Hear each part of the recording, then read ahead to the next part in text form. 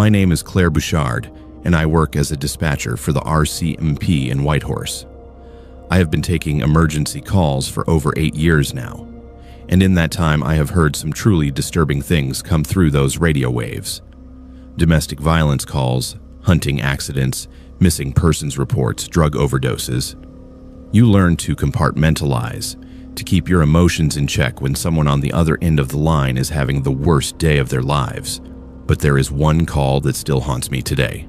A call that came in on a frigid Tuesday morning in February of 2019.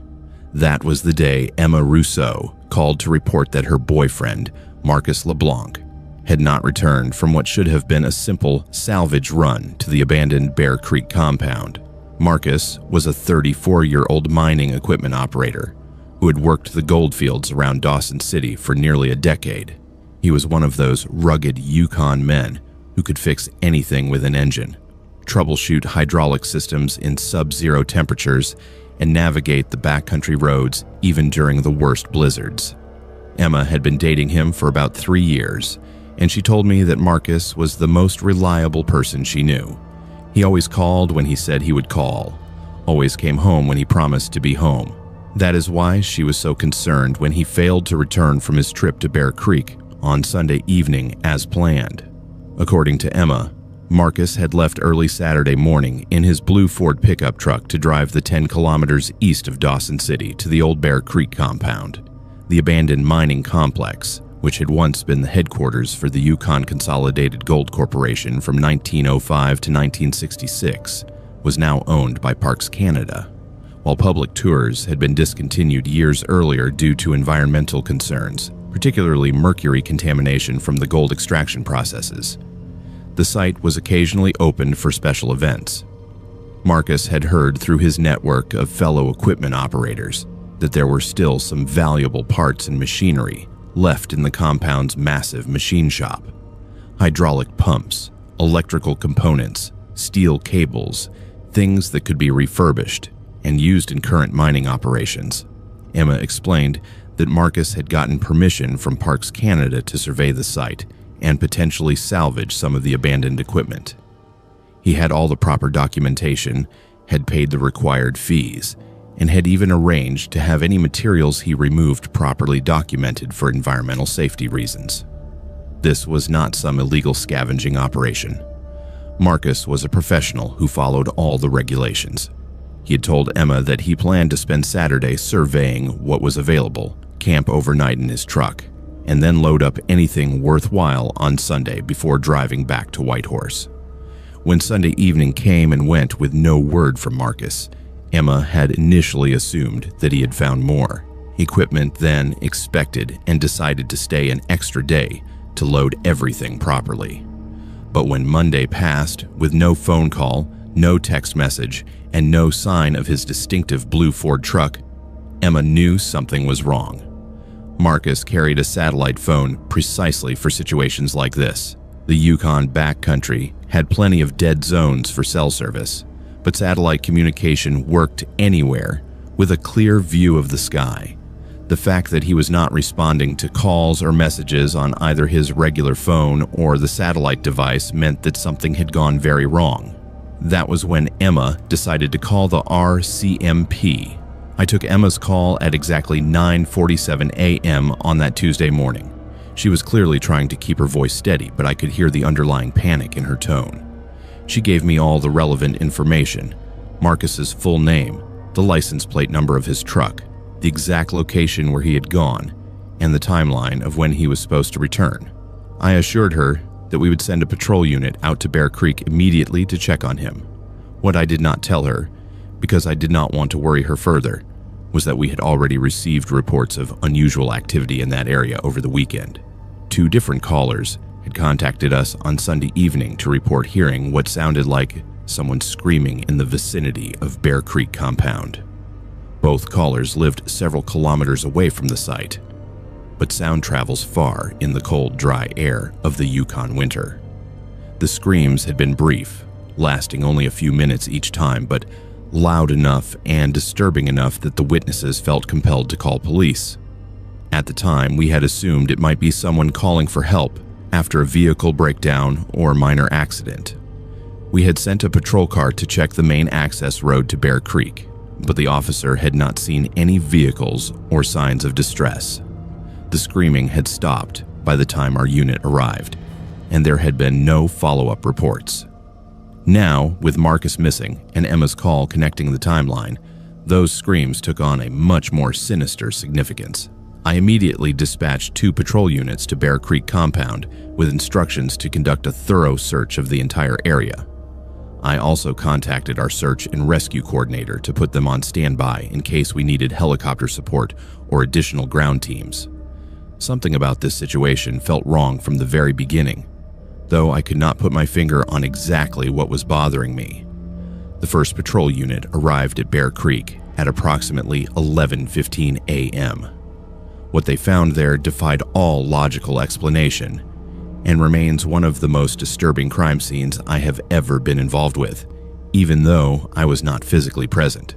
The officer's radio report came through with obvious confusion and concern in his voice. He had located Marcus's blue Ford pickup truck parked in the main compound area, positioned near the entrance to the massive machine shop building, exactly where someone conducting a salvage survey would logically park. The truck's engine was still running. After sitting there for nearly 3 days, in temperatures that had dropped to minus 30 degrees Celsius at night, the engine was still running. The fuel gauge showed that the tank was nearly empty, meaning the truck had been idling continuously since Marcus had arrived on Saturday morning. The driver's side door was standing wide open, and there were no footprints leading away from the vehicle, despite the fact that fresh snow had fallen on Sunday night. It was as if Marcus had simply vanished into thin air the moment he stepped out of his truck. But the most disturbing detail was what the officers found inside the cab of the truck. On the passenger seat was Marcus's heavy winter jacket, the insulated parka that no one would voluntarily remove in sub-zero temperatures. The jacket was soaked with blood, fresh blood that had not yet frozen despite the extreme cold. The fabric was torn in several places, ripped, as if it had been violently pulled or clawed off someone's body. There were also scratches on the interior of the truck's cab, deep gouges in the plastic dashboard, and door panels that looked like they had been made by fingernails or claws. On the dashboard, next to a thermos that still contained warm coffee, was Marcus's satellite phone. The device was functional and showed full battery life, but there were no outgoing calls or messages after Saturday morning. His regular cell phone was found on the floor of the truck, the screen cracked, as if it had been dropped or thrown. Most unsettling of all, the truck's radio was tuned to the emergency frequency, and the volume was turned up to maximum, as if Marcus had been trying to call for help, but had been interrupted before he could speak. The search team immediately expanded their investigation to the surrounding area. They examined every building in the Bear Creek compound, searching through the machine shop, the administrative buildings, the old residential structures, and the maintenance facilities. They found no sign of Marcus, no blood trail, no indication of where he might have gone after leaving his truck. The only unusual discovery was in the machine shop itself, where several pieces of heavy equipment had been moved from their original positions. Massive hydraulic pumps and steel machinery that would normally require specialized tools and multiple people to relocate had been shifted around as if someone or something with enormous strength had been rearranging them. I remained in radio contact with the search teams throughout the day, coordinating additional resources and relaying information back to Emma and other family members who had gathered at the detachment. By late afternoon, we had helicopter units conducting aerial searches of the entire Klondike River Valley, ground teams following every possible trail and access, road, and even specialized cadaver dogs brought in from Edmonton. The search effort continued for 6 days, involving dozens of volunteers from the local community and professional search and rescue personnel from across the territory. We never found Marcus LeBlanc, not a single trace of him beyond that blood-soaked jacket in his truck. The investigation officially remains open, classified as a missing person case, but everyone involved knows that something terrible happened to Marcus at Bear Creek Compound that Saturday morning. The blood evidence confirmed that he had suffered significant trauma, enough to be considered life-threatening. The torn jacket and scratched interior of his truck suggested a violent struggle, but the complete absence of any trail leading away from the vehicle, combined with the impossibly heavy equipment that had been moved in the machine shop, pointed to something that did not fit any normal criminal scenario. 3 months after Marcus disappeared, Emma received a letter from Parks Canada informing her that Bear Creek Compound was being permanently closed to all public access. The official reason given was environmental remediation and safety concerns. But those of us who had been involved in the investigation knew the real reason. Too many strange incidents had been reported at that site over the years. Equipment mysteriously moved overnight, unexplained sounds coming from the abandoned buildings, and now Marcus's disappearance. Whatever was happening at Bear Creek, the authorities had decided that it was too dangerous to allow anyone else to visit. To this day, local residents report hearing screaming from the direction of Bear Creek Compound on cold winter nights when the wind is still. The sounds are always brief, lasting just a few minutes, but loud enough to carry for kilometers across the frozen landscape.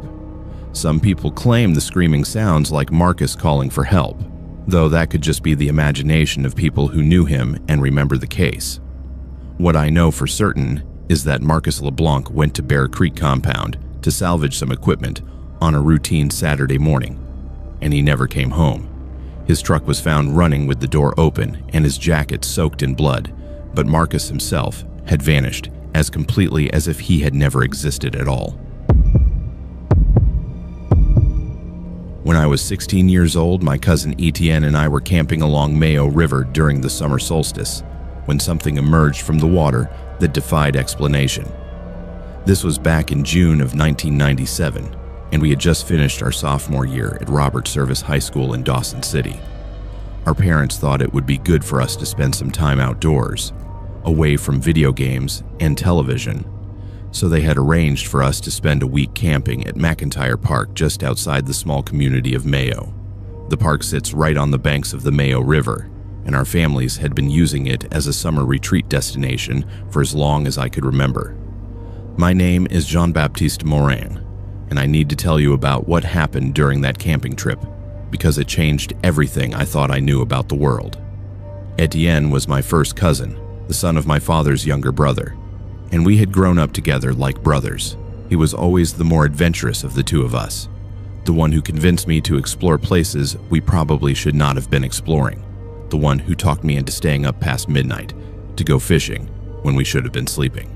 That particular week in June, we had convinced our parents to let us camp alone for the first time, without adult supervision, arguing that we were responsible enough to handle ourselves for a few days. McIntyre Park was the perfect place for that kind of independence. The campground was well maintained by the village of Mayo, with proper facilities and regular patrols by local authorities, but it was also remote enough that we felt like we were having a real wilderness adventure. The Mayo River runs wide and clear through that area, fed by snowmelt from the mountains and countless smaller streams and creeks.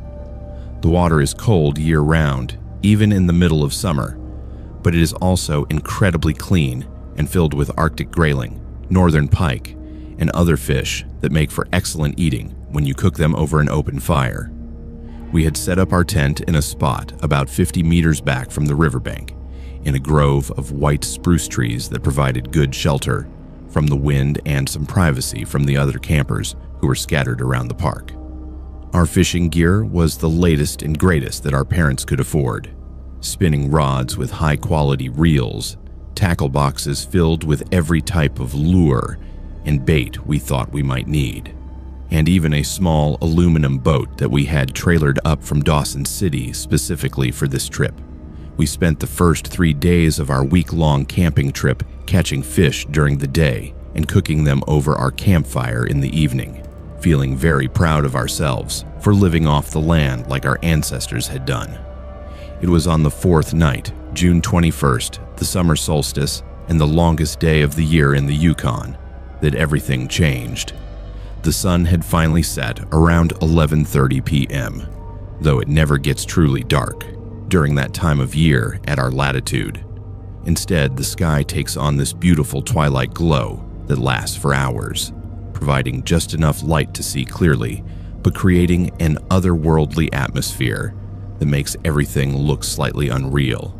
Etienne had suggested that we take advantage of the twilight fishing, claiming that the grayling would be more active during the cooler evening hours. I was tired and would have preferred to go to sleep, but he convinced me that this might be our best chance to catch the big northern pike that had been eluding us all week.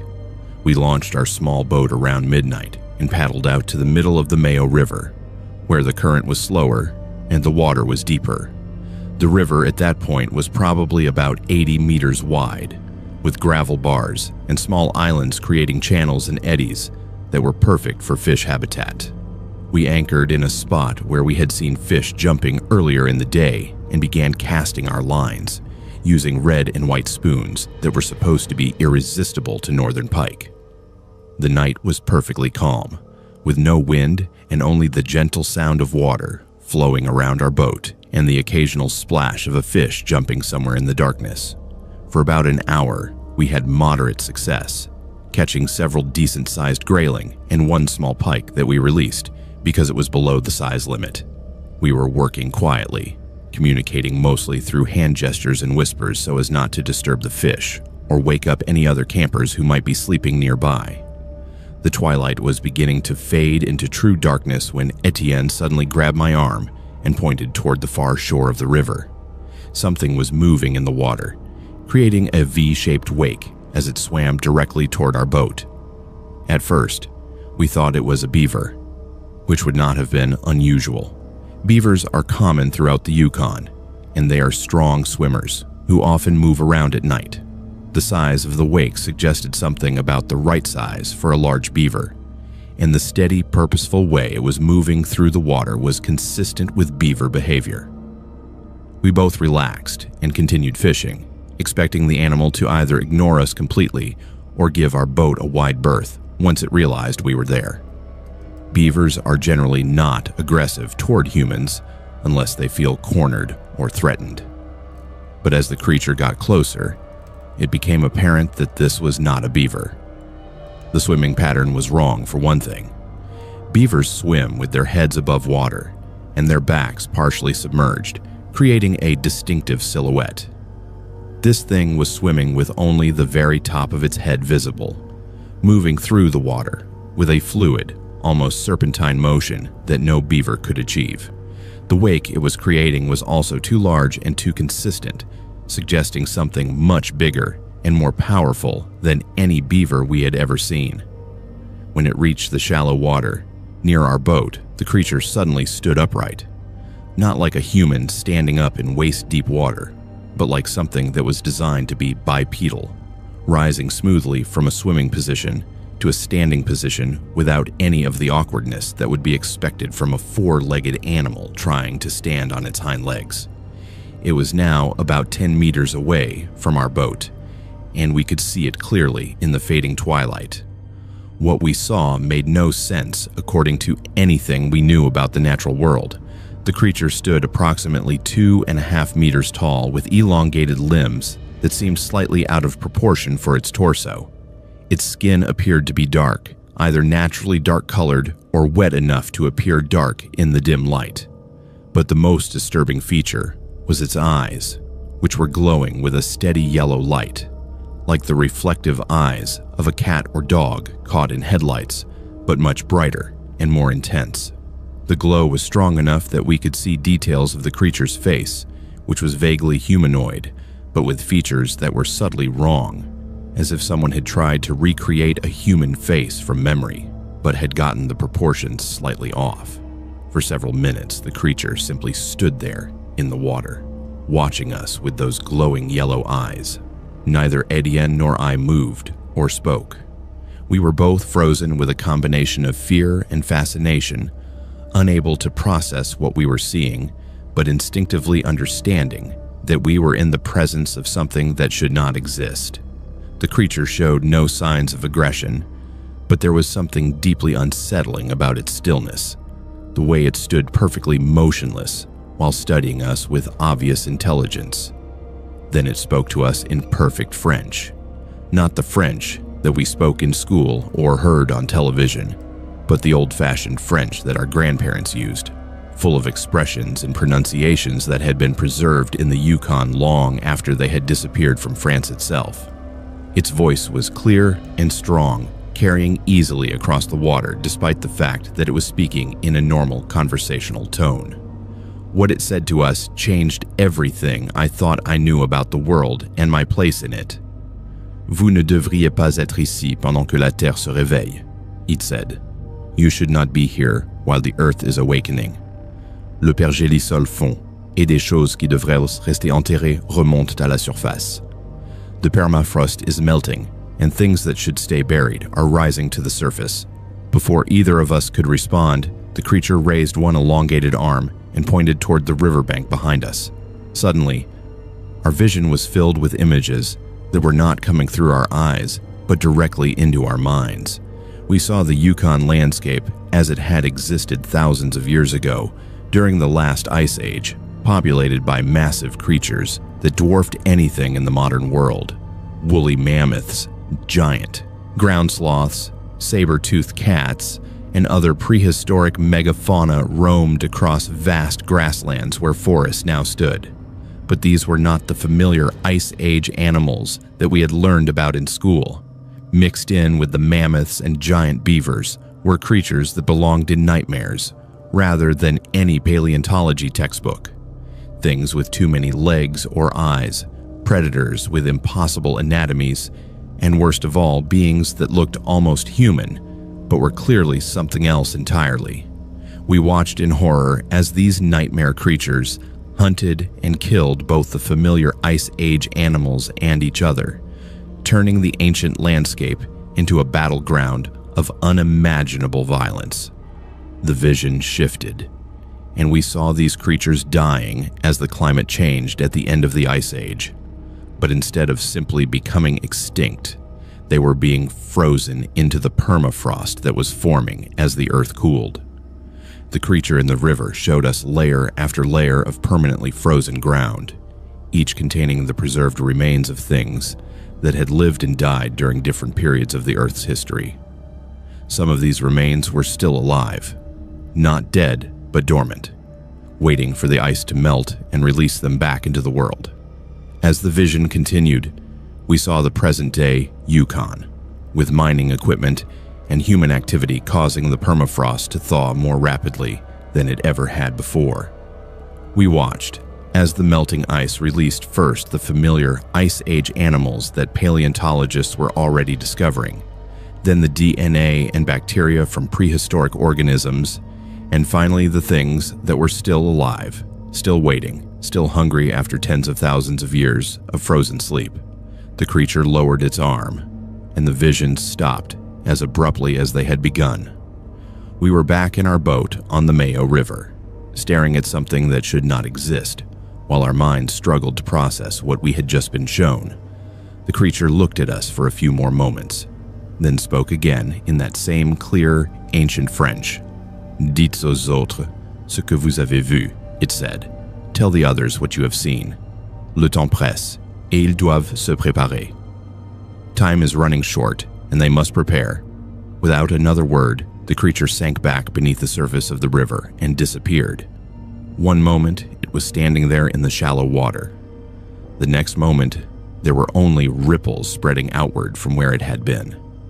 Etienne and I sat in our boat for what felt like hours, though it was probably only a few minutes, waiting to see if it would resurface or if anything else would happen. When it became clear that the encounter was over, we paddled back to shore as quickly as we could and spent the rest of the night sitting by our campfire, too frightened and too confused to sleep. We broke camp the next morning and drove back to Dawson City, cutting our camping trip short by 2 days.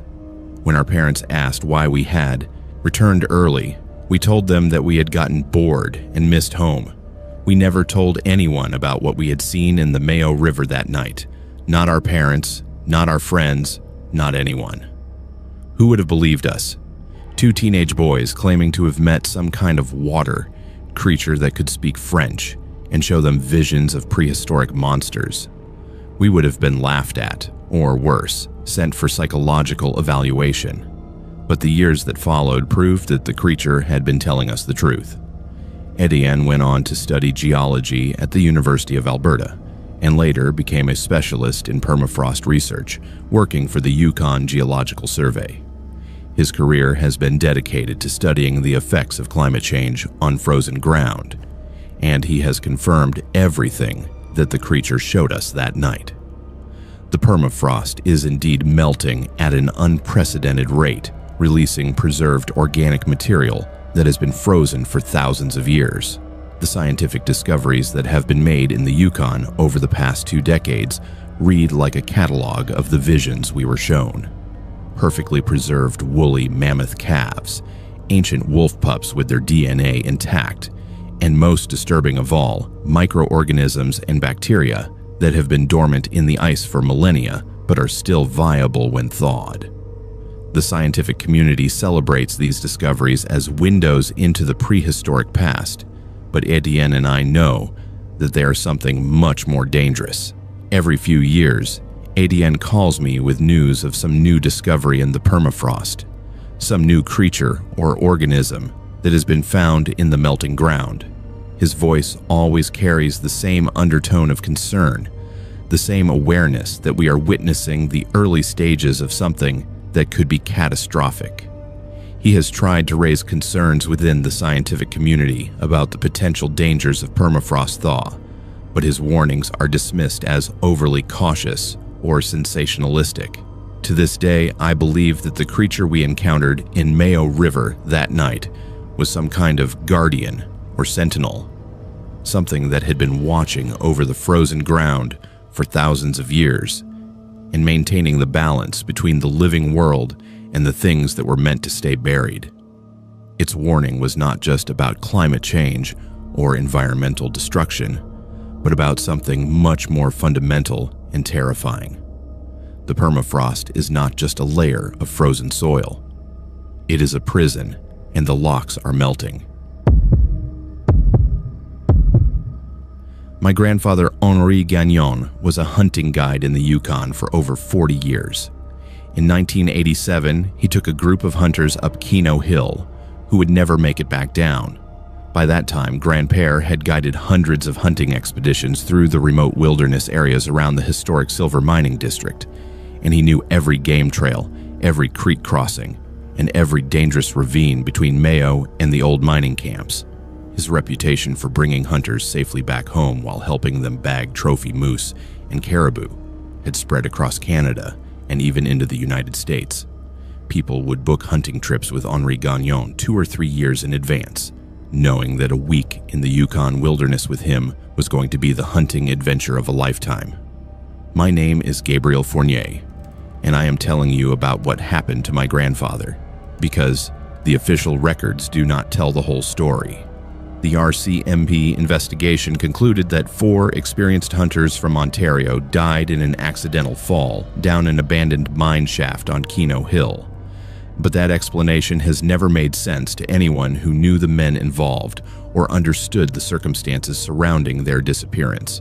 Grandpère never spoke publicly about what he witnessed during those terrible days in October of 1987. But he told me the truth on his deathbed in 2003, and I believe that people deserve to know what really happened up there in the old silver mining country.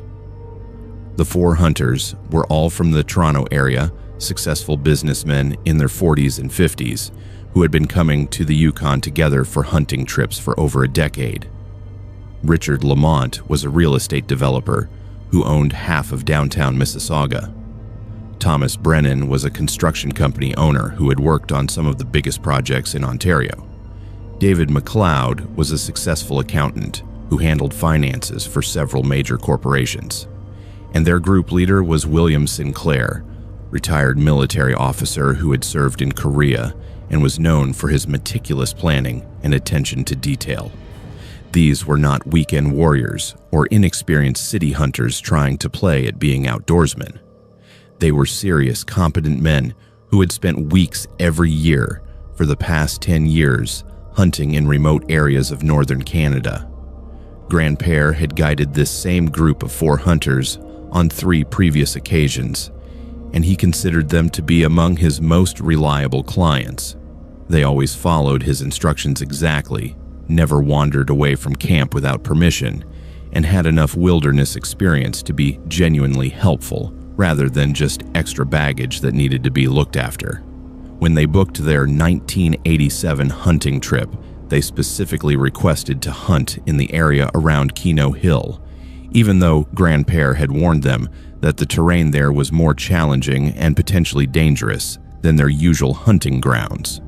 The old silver mining district was riddled with abandoned mine shafts, some of them partially collapsed and hidden by decades of vegetation growth, making it treacherous country for anyone who was not extremely careful about where they walked. But the hunters were confident in their abilities, and they were particularly interested in the Kino Hill area because it was known for having some of the largest moose and caribou in the territory. The high elevation and remote location meant that the game animals in that region were less pressured by hunting than those in more accessible areas, and trophy-class bulls were more common there than anywhere else Grandpère had ever guided. After some discussion, he agreed to take them up to Kino Hill for a week-long expedition, with the understanding that they would have to be even more cautious than usual and follow his safety protocols without question. They established their base camp in a sheltered valley about 5 kilometers southwest of the old Kino Hill mining complex, far enough away from the abandoned shafts and industrial debris to be safe, but close enough to hunt the prime moose habitat that surrounded the mining district. The area had not been actively mined since United Kino. Hill Mines had shut down operations in 1989, but there were still plenty of visible reminders of the mining era scattered across the landscape. Rusted machinery, collapsed buildings, piles of waste rock, and of course, the mine shafts themselves, some of them hundreds of feet deep, and all of them deadly traps for anyone unfortunate enough to fall into them. For the first 2 days of the hunting trip, everything went exactly according to plan. The weather was perfect for hunting, with cool temperatures and light snow that made tracking easier. The hunters were in good spirits and following all of Grandpère's safety guidelines. On Tuesday, Thomas Brennan shot a magnificent bull moose with a rack that would have been the envy of hunters across North America. On Wednesday, David McLeod took a trophy caribou that dressed out at over 400 pounds. By Thursday morning, all 4 men were confident that this was going to be one of their most successful hunting trips ever. That was when things began to go wrong in ways that defied all logical explanation. Grandpère woke up on Thursday morning to discover that all 4 hunters were missing from their tents. Not just absent, but completely gone, with their sleeping bags still warm and their personal belongings still inside their tents exactly as they had been arranged the night before. Their hunting rifles were still in the tent, propped against the tent walls where they always kept them at night. Their heavy winter clothing was still there, hanging on the makeshift clotheslines they had strung up to dry their gear.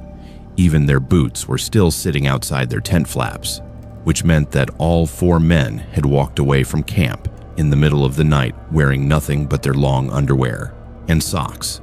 Grandpère called out for them, thinking that perhaps they had all gotten up early to use the latrine area that he had established about 50 meters from camp.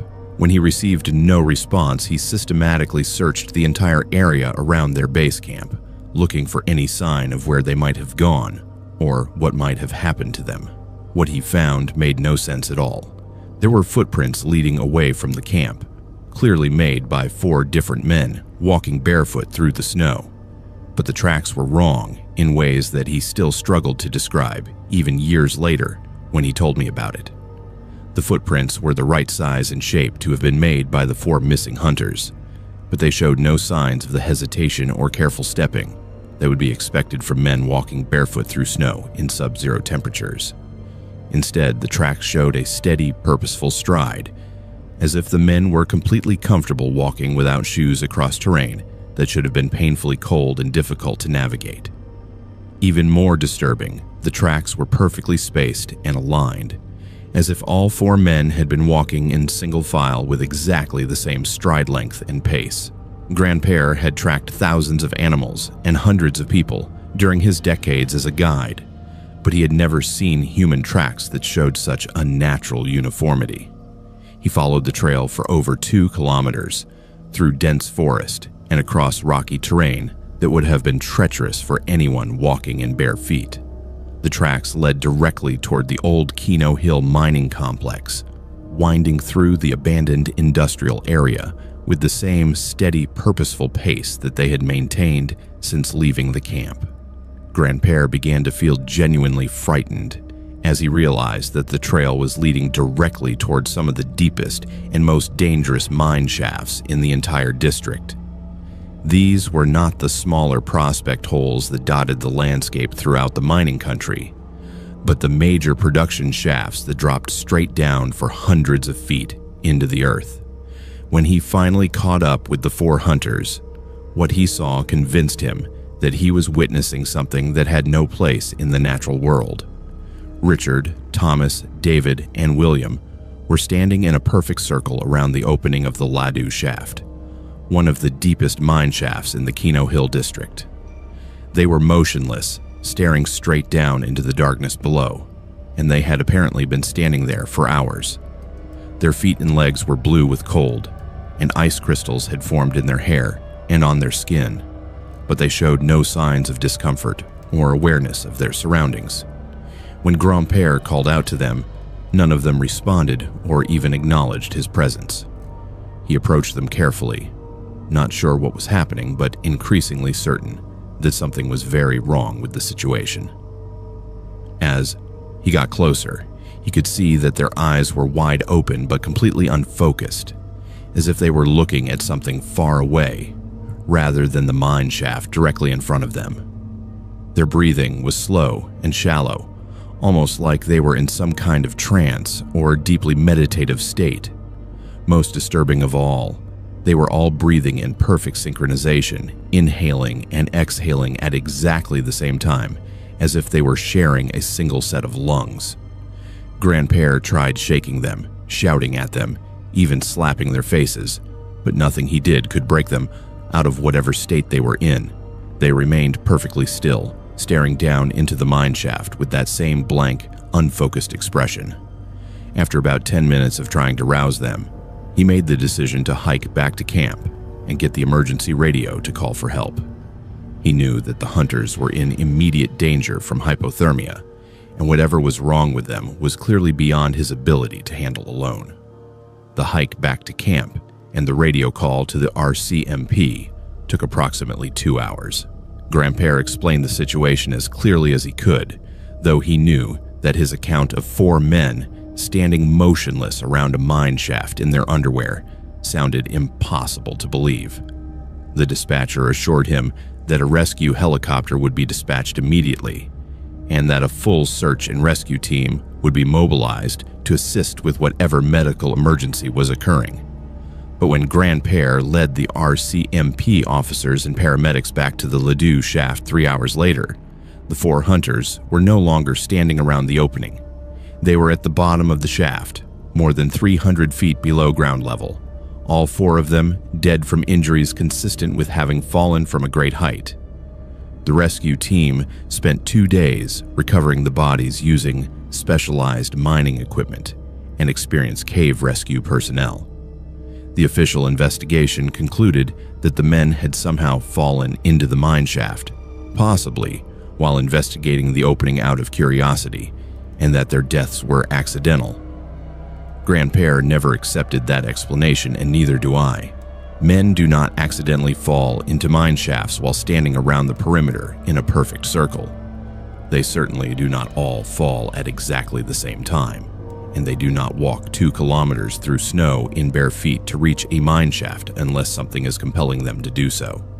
The RCMP investigators were good people doing their best to make sense of a situation that had no rational explanation, but they were not willing to consider possibilities that fell outside the boundaries of normal human experience. In the years that followed, Grandpere quietly researched the history of the Kino Hill mining district, particularly focusing on accidents and unusual incidents that had occurred during the active mining years. What he discovered was a pattern of strange disappearances and unexplained deaths that stretched back to the very beginning of mining operations in the area. Workers who had walked away from their jobs in the middle of their shifts and were later found dead at the bottom of mine shafts. Entire work crews who had vanished overnight, leaving behind their tools and personal belongings. Miners who had reported hearing voices calling to them from the depths of the shafts, voices that spoke in languages they did not recognize but somehow understood. The mining companies had covered up these incidents, either by bribing the authorities or by simply not reporting them at all. Dead miners were bad for business, and unexplained deaths were even worse. It was easier to list missing workers as having quit their jobs and moved on to other mining camps than to acknowledge that something in the Kino Hill district was systematically killing people. Grandpere estimated that over the 70 years of active mining in the area, at least 50 people had died under circumstances similar to what happened to the 4 hunters from Ontario. After Grandpere told me this story in 2003, I began conducting my own research into the history of the Kino Hill area. What I have discovered suggests that whatever killed those 4 hunters in 1987 is still active today, still calling people to the mine shafts, still compelling them to walk barefoot through the snow to their deaths. Modern mining operations in the district have reported workers going missing, security cameras capturing footage of people walking toward the old mine shafts with the same purposeful synchronized gait that Grandpere described. The mining companies do not publicize these incidents, but the information is available if you know where to look for it. I believe that something lives in the depths of the Kino Hill mine shafts, something that was disturbed when the miners first broke through into the deep underground chambers where it had been sleeping for thousands of years. It feeds on human life, drawing people to the mine shafts through some form of mental compulsion that overrides their survival instincts and reduces them to mindless automatons. The 4 hunters from Ontario were just the latest victims in a pattern of predation that has been continuing for over a century. Grandpere stopped guiding hunters in the Kino Hill area after 1987, and he spent the rest of his career warning other guides and outfitters to stay away from the old mining district. Most of them listened to him, but some did not. And every few years, there would be another hunting accident. Another group of hunters found at the bottom of a mine shaft with no explanation for how they had gotten there. The pattern continues today, and it will continue until someone finds a way to destroy whatever is living in those deep, dark holes in the ground. My name is Robert Sinclair, and I was a forensic investigator for the Yukon Territory. In 1992, we investigated a series of disappearances that led us to the most disturbing crime scene I had ever encountered in my 23 years of law enforcement. What started as routine missing persons reports from various mining operations around Whitehorse eventually uncovered a level of depravity that still haunts me today. More than 30 years after the investigation concluded, some cases you can put behind you when the paperwork is filed and the courtroom doors close, but this is not one of them. This case changed everything I thought I knew about human nature and the capacity for evil that can hide behind the most ordinary facades. During the summer and fall of 1992, 6 transient workers from various mining operations vanished without trace in and around Whitehorse. These were not the kind of disappearances that typically generated much attention from law enforcement or the media. The men who went missing were seasonal laborers, drifters who moved from one mining camp to another following the work, men without permanent addresses or close family ties, who might notice immediately when they failed to come home. In the mining industry, it was common for workers to simply quit their jobs without notice and move on to better opportunities elsewhere. Foremen and company managers were accustomed to high turnover rates, especially among the temporary workers, who did the most dangerous and lowest paid jobs. The first disappearance was reported in June when Marcel Dupuis, a 28-year-old equipment operator from Quebec, failed to show up for his shift at a placer mining operation south of Whitehorse. His supervisor assumed that Marcel had quit and moved on to another job, which would have been perfectly normal behavior for a transient worker. It was not until 2 weeks later, when Marcel's final paycheck remained unclaimed at the company office, that anyone began to suspect something might be wrong. Even then, the mining company did not report him as a missing person. They simply mailed his paycheck to the last address he had provided, which turned out to be a rooming house in Vancouver, where Marcel had not lived for over a year. The second disappearance occurred in July when André Lavoie, a 34-year-old heavy equipment mechanic from New Brunswick, vanished from a gold mining operation near Mount Sima. André had been working for the same company for 3 months, which made him practically a long-term employee by the standards of seasonal mining work. He was reliable, competent, and well-liked by his fellow workers. When he failed to report for his Monday morning shift, his foreman initially assumed that André had gotten drunk over the weekend and was sleeping off a hangover.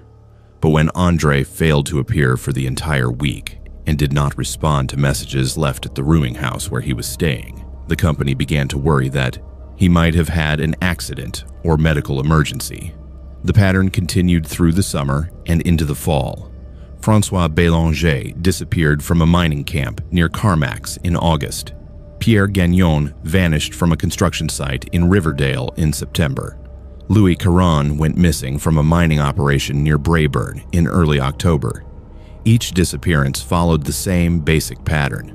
A transient worker would simply fail to show up for work one day and would never be seen again.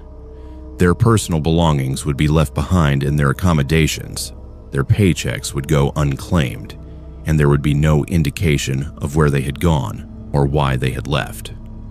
By October of 1992, even the most skeptical mining foremen were beginning to realize that something unusual was happening.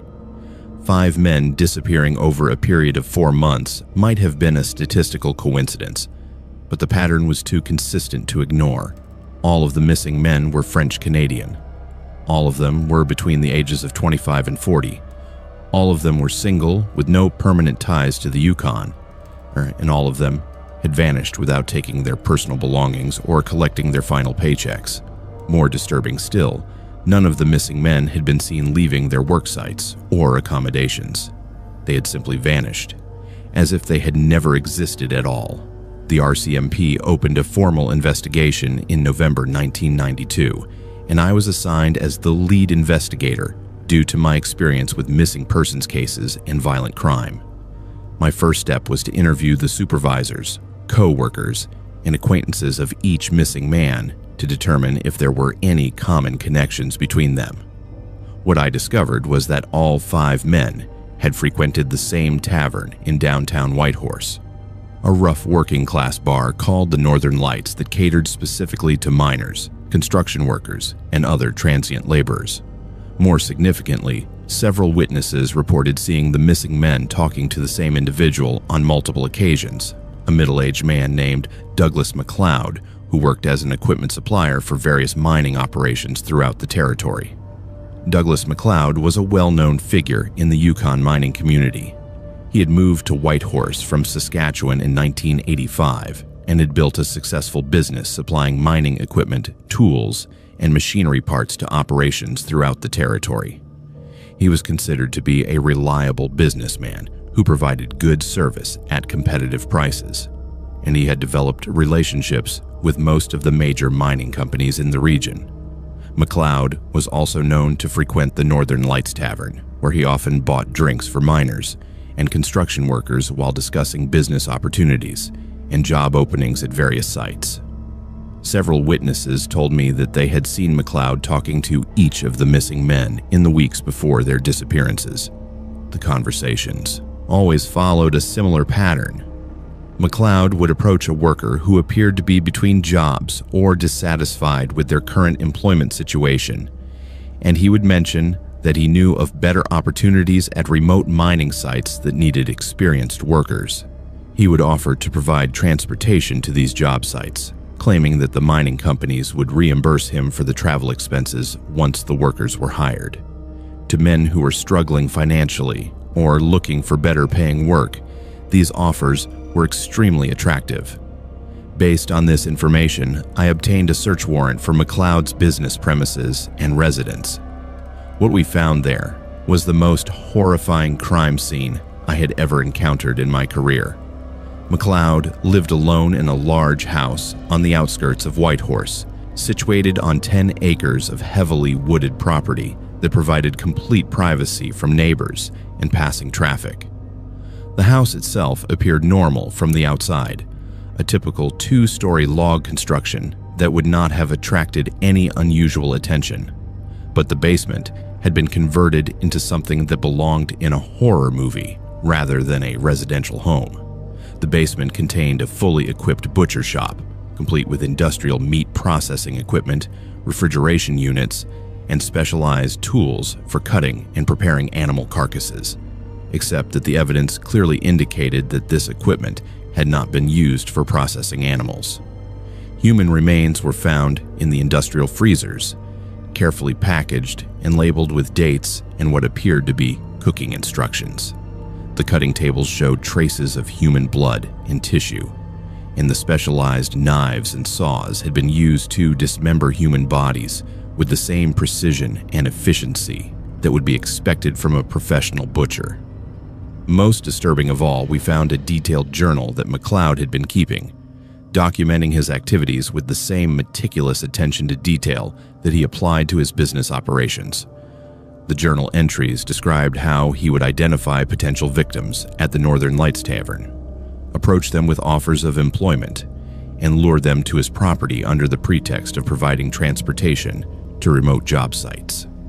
Once the victims were in his house, McLeod would drug them, kill them, and then process their bodies using the industrial equipment in his basement. The journal made it clear that McLeod was not just a serial killer, but also a cannibal who had been consuming portions of his victims and preserving other portions for future consumption. The investigation revealed that McLeod had been operating for at least 3 years before we caught him, and that the 5 men who had disappeared in 1992 were just the most recent victims in a much longer series of murders.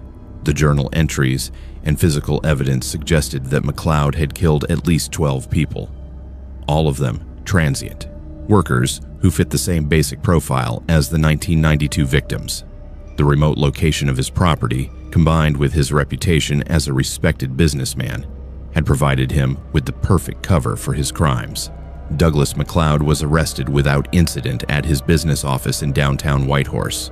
He made no attempt to resist arrest or deny the charges, and he cooperated fully with investigators throughout the interrogation process. In fact, he seemed almost relieved that his activities had finally been discovered, as if the burden of maintaining his double life had become too exhausting to continue. He provided detailed confessions for all of the murders and even assisted investigators in locating additional human remains that had been buried on his property. McLeod was convicted on 12 counts of first-degree murder and sentenced to life in prison without possibility of parole. He was incarcerated at a maximum security facility in British Columbia, where he was expected to spend the remainder of his life. However, McLeod died of an apparent heart attack in 1995, just 3 years after his conviction.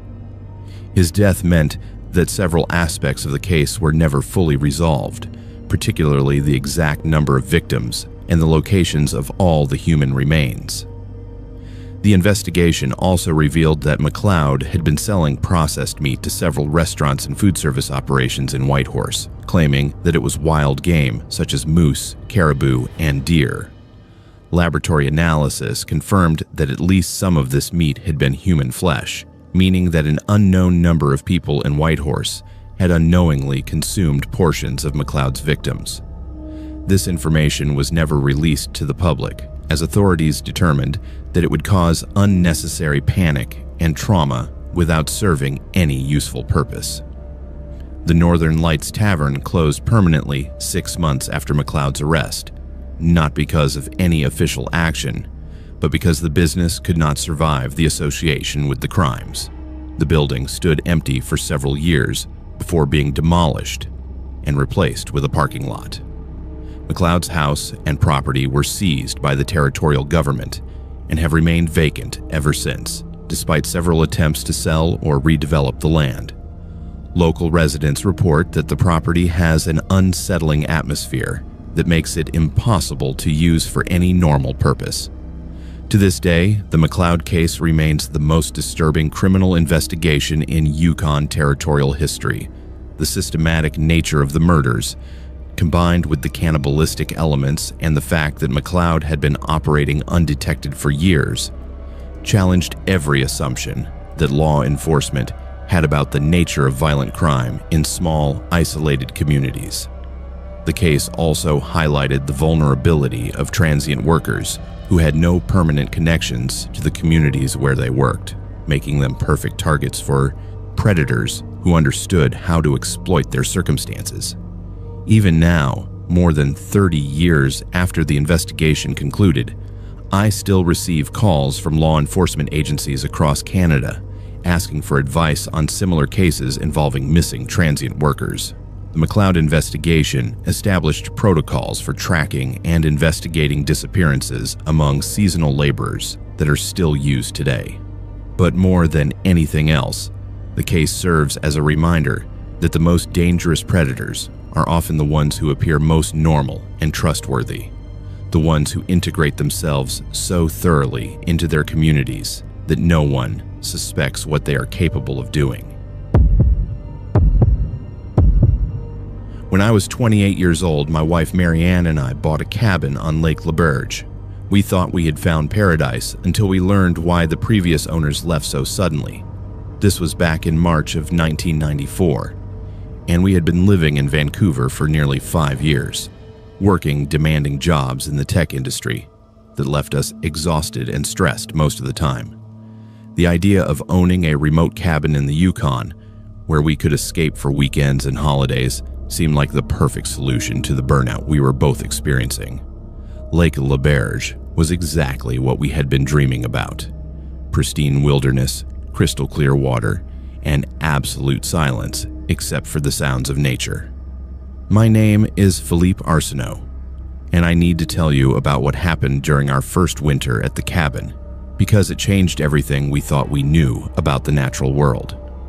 The property we purchased was located on the eastern shore of Lake Leurge, about 50 kilometers north of Whitehorse, accessible only by a narrow gravel road that was frequently impassable during the winter months. The cabin itself was a beautiful log structure built in the 1970s by a mining engineer who had wanted a quiet retreat where he could fish and hunt during his time off. The previous owners, a retired couple from Calgary, had owned the property for nearly 15 years before deciding to sell it suddenly and move back to Alberta. When we first viewed the cabin, the real estate agent mentioned that the previous owners had been very motivated to sell quickly, accepting our first offer without negotiation, despite the fact that similar properties in the area typically stayed on the market for months or even years. At the time, we assumed that they simply needed to liquidate their assets quickly for financial reasons, which was not uncommon among retirees living on fixed incomes.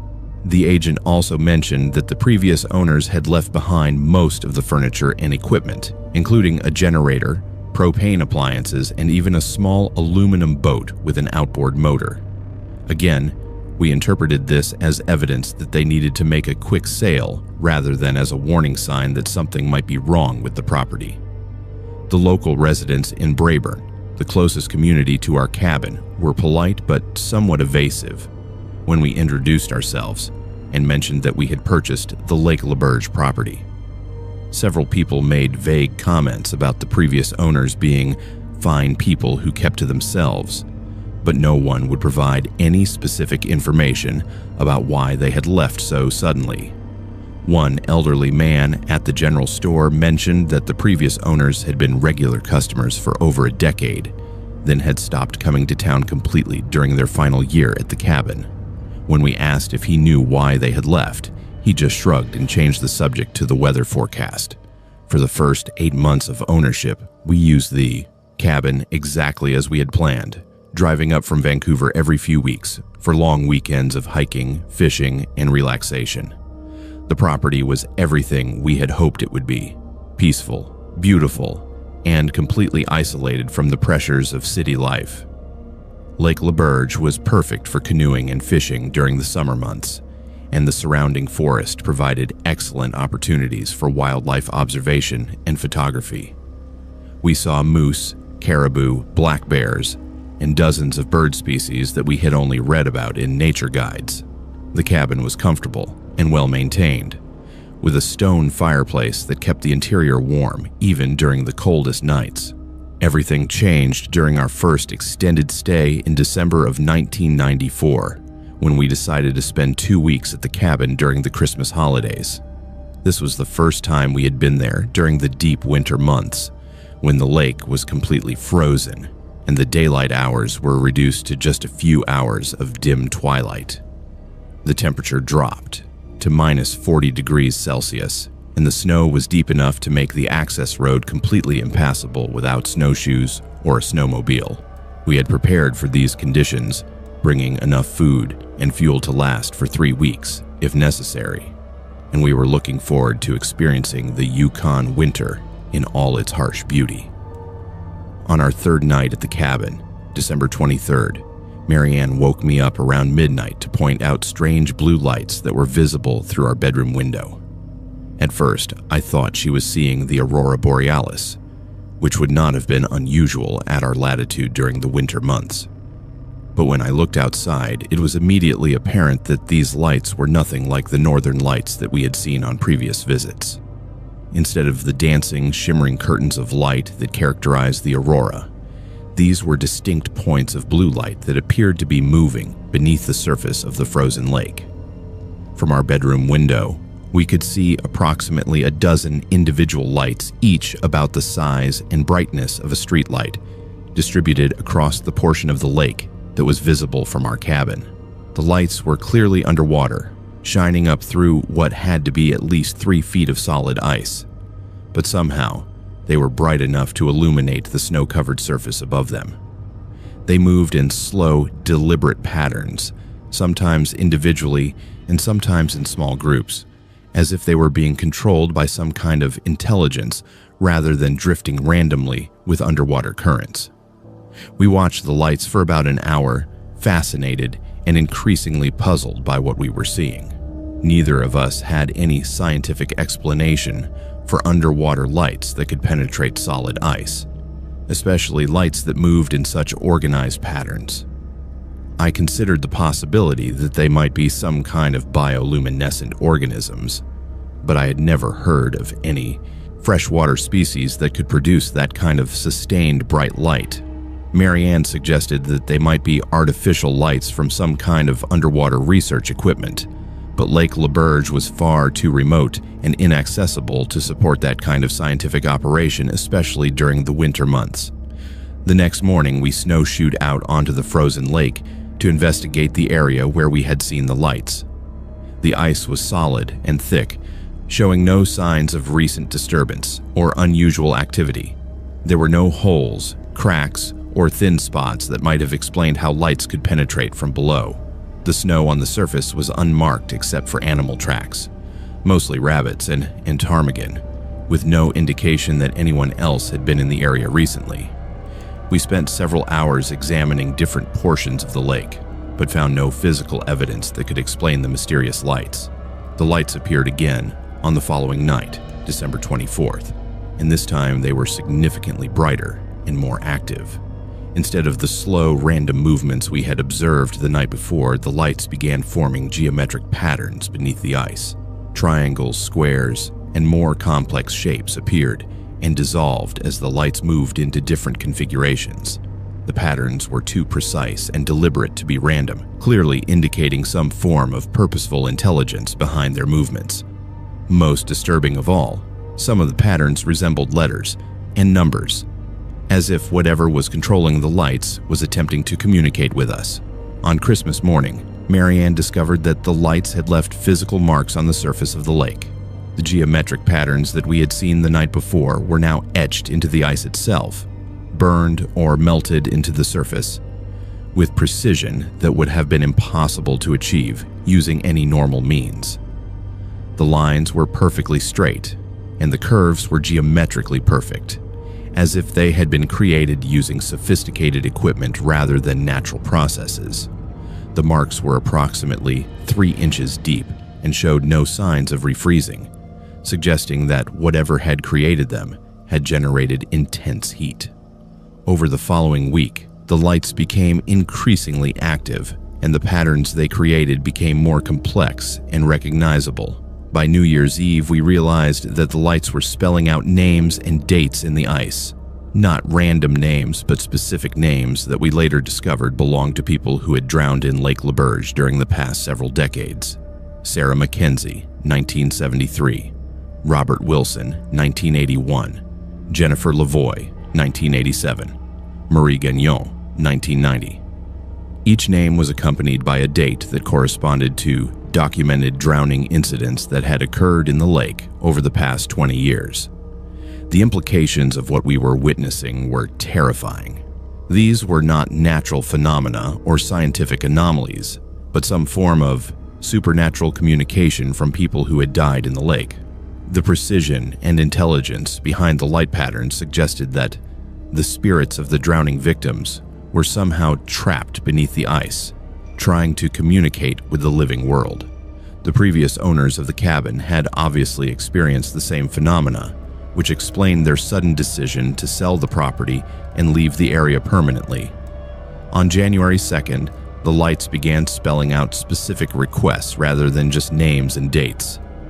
"Find my body," appeared in the ice near the shore. "Tell my family what happened. Help us rest."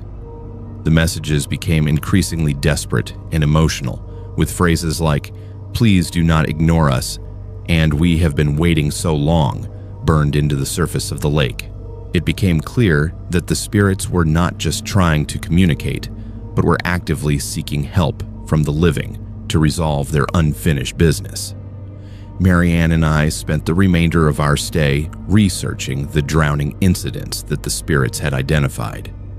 Using the cabin's radio telephone, we contacted the RCMP detachment in Whitehorse and requested information about the missing persons cases associated with Lake Leurge. What we learned was deeply disturbing. 5 people had drowned in the lake over the past 20 years, but only 2 of the bodies had ever been recovered. The other 3 victims, Sarah Mackenzie, Marie Gagnon, and Jennifer Lavoie, had simply vanished beneath the surface, leaving behind grieving families who had never received closure about what happened to their loved ones. Following the guidance provided by the spirits through their light patterns, we were able to determine the approximate locations where the missing bodies had come to rest on the bottom of the lake. The lights would congregate in specific areas, forming bright clusters that clearly indicated the locations of the remains. Using a GPS device, we recorded the coordinates of these locations and provided the information to the RCMP when we returned to Whitehorse in mid-January.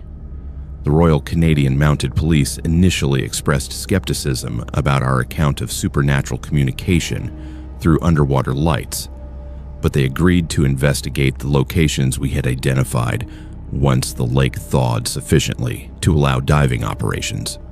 In May of 1995, professional divers working under RCMP supervision recovered the remains of all 3 missing drowning victims from the exact locations that the spirits had indicated. The families of Sarah Mackenzie, Marie Gagnon, and Jennifer Lavoie were finally able to hold proper burial services for their loved ones, bringing closure to cases that had remained unsolved for years. After the bodies were recovered and properly buried, the lights beneath Lake Leurge disappeared completely. We returned to the cabin several times during the summer of 1995, but never again observed any unusual phenomena. The lake returned to its natural state, appearing no different from thousands of other pristine wilderness lakes throughout the Yukon Territory. The spirits had apparently found the peace they had been seeking, and no longer needed to communicate with the living world. We sold the Lake Leurge cabin in the fall of 1995, not because we were afraid of the supernatural activity, but because we realized that our purpose there had been fulfilled. We had been chosen, for reasons we still do not understand, to serve as intermediaries between the spirit world and the living world, helping trapped souls find peace and providing closure to grieving families. The experience changed our entire understanding of life, death, and the connections that exist between the physical and spiritual realms. To this day, I believe that certain locations, particularly those associated with sudden or traumatic deaths, can serve as bridges between different planes of existence.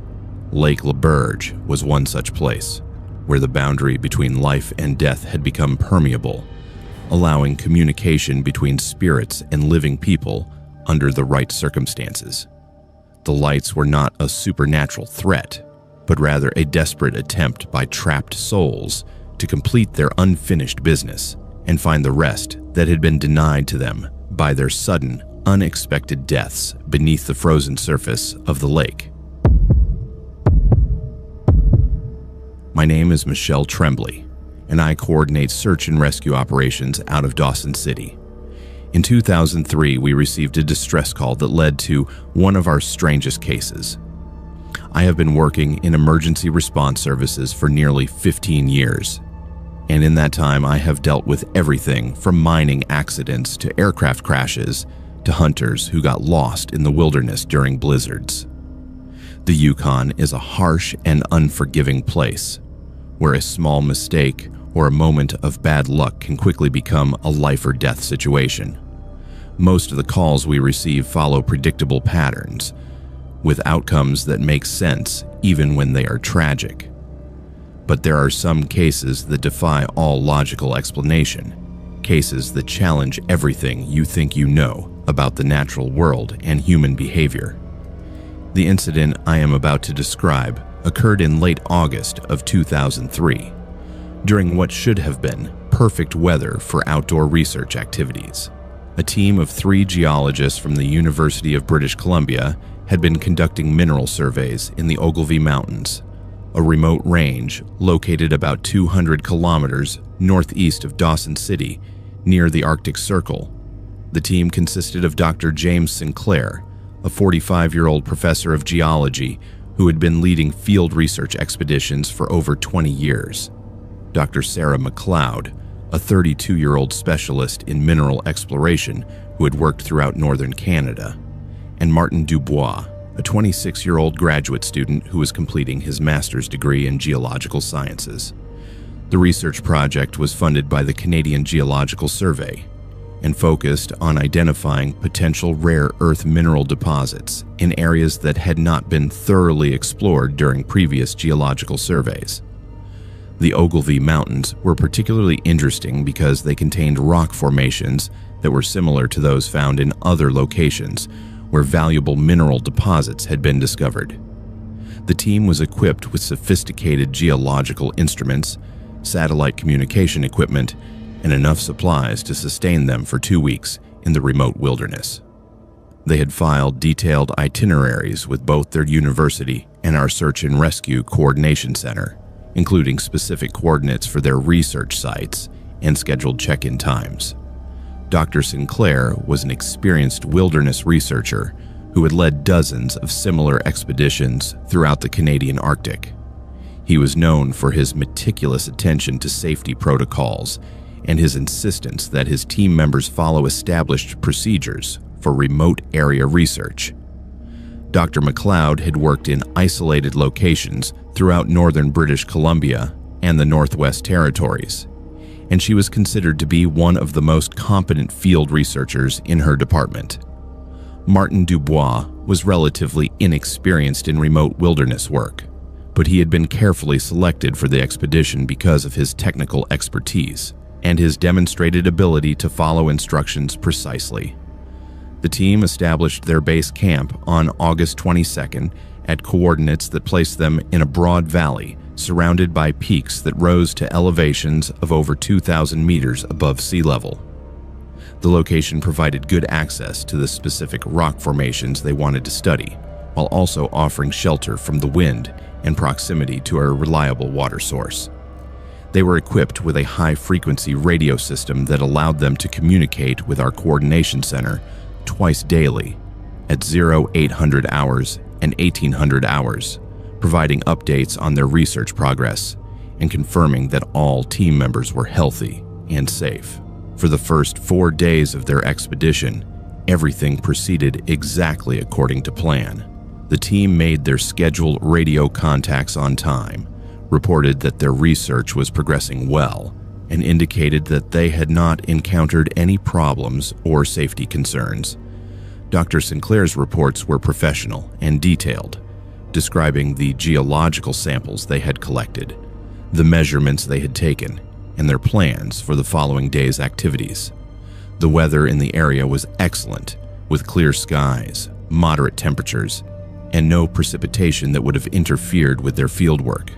Their final scheduled radio contact occurred on the evening of August 26th, when Dr. Sinclair reported that they had completed their mineral surveys in the immediate area of their base camp and were planning to spend the following day collecting additional samples from a ridge system located approximately 3 kilometers to the northwest. He indicated that all 3 team members were in good health, that their equipment was functioning properly, and that they had sufficient food and fuel to complete their research as planned. The radio contact was clear and routine, with no indication of any problems or concerns. When the team failed to make their scheduled radio contact on the morning of August 27th, our coordination center immediately attempted to re-establish communication. Emergency protocols required that research teams make contact within 1 hour of their scheduled check-in time, and failure to do so triggers an automatic response sequence. We made repeated attempts to raise the team on both their primary and backup radio frequencies throughout the morning of August 27th, but received no response from their camp. By noon, we had activated our emergency response procedures and began preparations for a search and rescue mission. A helicopter equipped with search and rescue personnel was dispatched to the team's last known location on the afternoon of August 27th. The flight to their base camp took approximately 90 minutes, crossing some of the most rugged and inaccessible terrain in the Yukon Territory. When our helicopter arrived at the coordinates that Dr. Sinclair had provided for their base camp, the search team immediately identified the research site and confirmed that the geologists' equipment and supplies were still there, but there were no signs of the 3 researchers themselves. What our search team found at the base camp was both puzzling and disturbing. All 3 tents were still standing and appeared to be in perfect condition, with no signs of damage from weather or animals. The team's equipment was neatly arranged around the campsite, exactly as it would be expected to appear during normal research activities. Their geological instruments were still running, continuing to collect data as they had been programmed to do. Meals that appeared to have been in the process of being prepared were sitting on their camp stove, with utensils and dishes arranged as if the researchers had simply stepped away for a few minutes. Personal belongings were found inside each tent, carefully organized and showing no signs of hasty packing or emergency departure. Sleeping bags were unzipped and arranged as if they had been recently slept in. Clothing was hung on makeshift clotheslines to dry. Field notebooks containing detailed research data were sitting open on camp tables, with entries dated August 26th that described the geological work the team had completed that day. Most significantly, the team's emergency radio equipment was still functioning and had been left in the on position, meaning they should have been able to respond to our repeated attempts to contact them.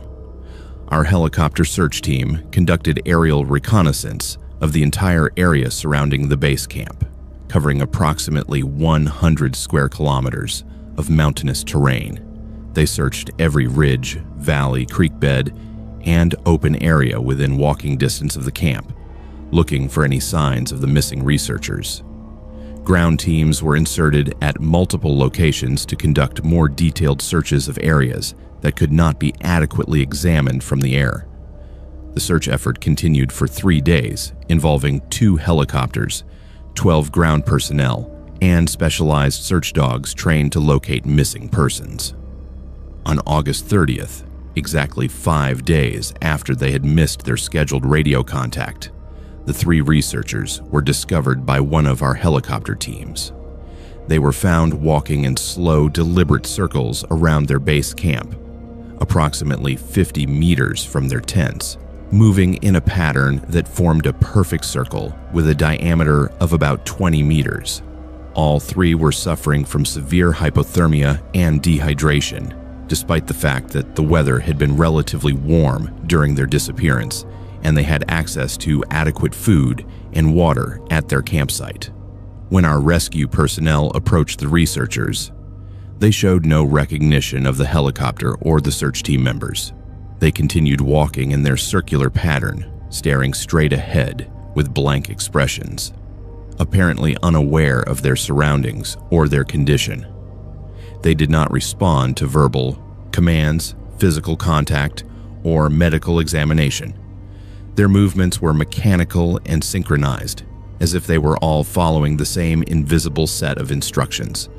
Most disturbing of all, they had been walking in this circular pattern long enough to where a clearly visible path into the ground, suggesting that they had been engaged in this behavior for days.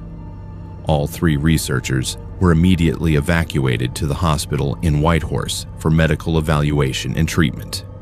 Physical examinations revealed that they were suffering from exposure, dehydration, and exhaustion consistent with having spent several days outdoors without adequate food, water, or shelter. However, there were no signs of injury, illness, or drug intoxication that could explain their bizarre behavior or their apparent amnesia about what had happened to them during the 5 days they were missing. Psychological evaluations conducted over the following weeks revealed that all 3 researchers had complete memory loss regarding the period from the evening of August 26th until they were found by our search team on August 30th. Dr. Sinclair, Dr. McLeod, and Martin Dubois all remembered making their final radio contact on the evening of August 26th and discussing their plans for the following day, but they had no recollection of anything that happened after that point until they found themselves in the hospital in Whitehorse. Medical tests, including brain scans and blood work, revealed no abnormalities that could account for their memory loss or their strange behavior. The researchers were kept under observation for 2 weeks, while medical personnel attempted to determine what had happened to them and whether their condition posed any ongoing health risks. During this time, they gradually recovered their normal mental faculties and were able to resume their regular activities. However, their memory loss regarding the 5 missing days remained complete and permanent. No amount of medical treatment, psychological therapy, or hypnosis could restore any recollection of what they had experienced during their disappearance. All 3 researchers resigned from the University of British Columbia immediately upon their release from the hospital. Dr. Sinclair retired from academic life entirely and moved to a small farming community in southern Ontario, where he now works as a high school science teacher. Dr. McLeod accepted a position with a private consulting company that specializes in urban development projects, ensuring that she would never again have to work in remote wilderness areas. Martin Dubois abandoned his graduate studies in geology and enrolled in law school, pursuing a career that would keep him safely confined to offices and courtrooms. None of the 3 researchers has ever been willing to discuss the incident publicly, and all of them have declined requests for interviews from journalists, researchers, and other scientists who are interested in understanding what happened to them. The official investigation conducted by the RCMP and university officials concluded that the researchers had suffered some form of collective psychological episode, possibly triggered by stress, isolation, or environmental factors, but no specific cause was ever identified. The research site in the Ogilvy Mountains was quietly abandoned after the incident. The University of British Columbia canceled all future geological survey projects in that area, citing safety concerns and budget constraints. The Canadian Geological Survey removed the location from their list of priority research areas, and no subsequent scientific expeditions have been authorized for that region. The base camp equipment and geological samples collected by the team were recovered by helicopter and returned to the university, but the research data was never analyzed or published. To this day, the case remains one of the most puzzling incidents our Search and Rescue Coordination Center has ever dealt with. 3 experienced, competent researchers simply vanished for 5 days, leaving behind a perfectly intact camp with running equipment and half-prepared meals, only to be found walking in circles with complete memory loss about their experience. No conventional explanation has ever been found for their disappearance, their condition when they were discovered, or their permanent amnesia about the incident.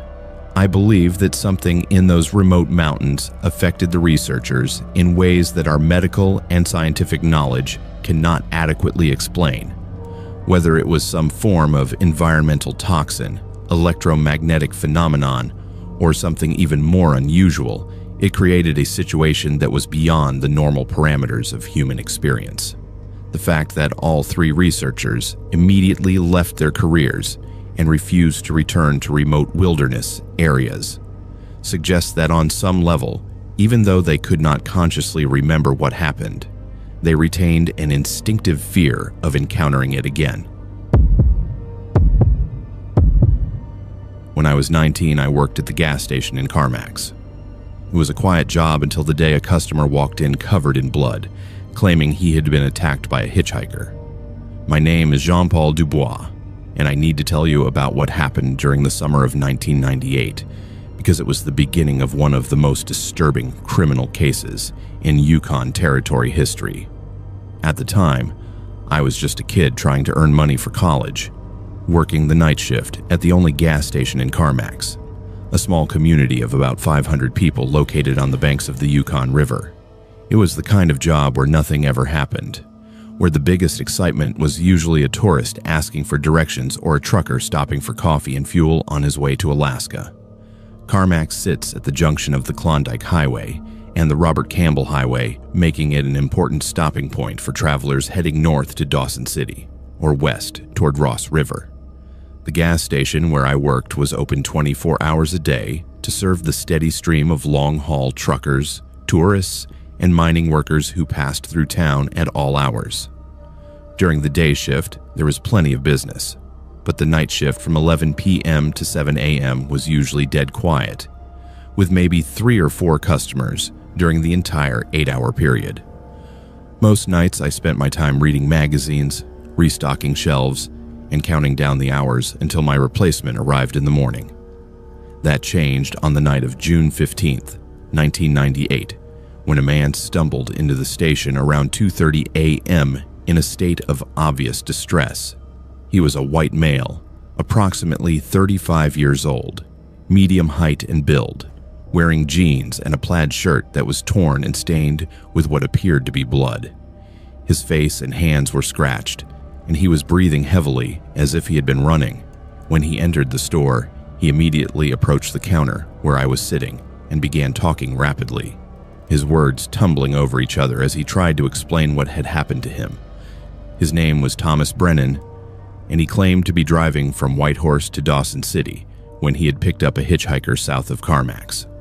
According to his story, the hitchhiker had been a young Aboriginal woman, perhaps in her early 20s, who had been standing beside the highway with her thumb out around midnight. Brennan said that he had stopped to give her a ride because it was cold, and he felt sorry for anyone trying to hitchhike in the middle of the night. The woman had gotten into his pickup truck and told him that she was trying to get to Dawson City to visit family members. According to Brennan's account, everything had been normal for the first few kilometers after he picked up the hitchhiker. They had made small talk about the weather and the road conditions, and the woman had seemed friendly and grateful for the ride.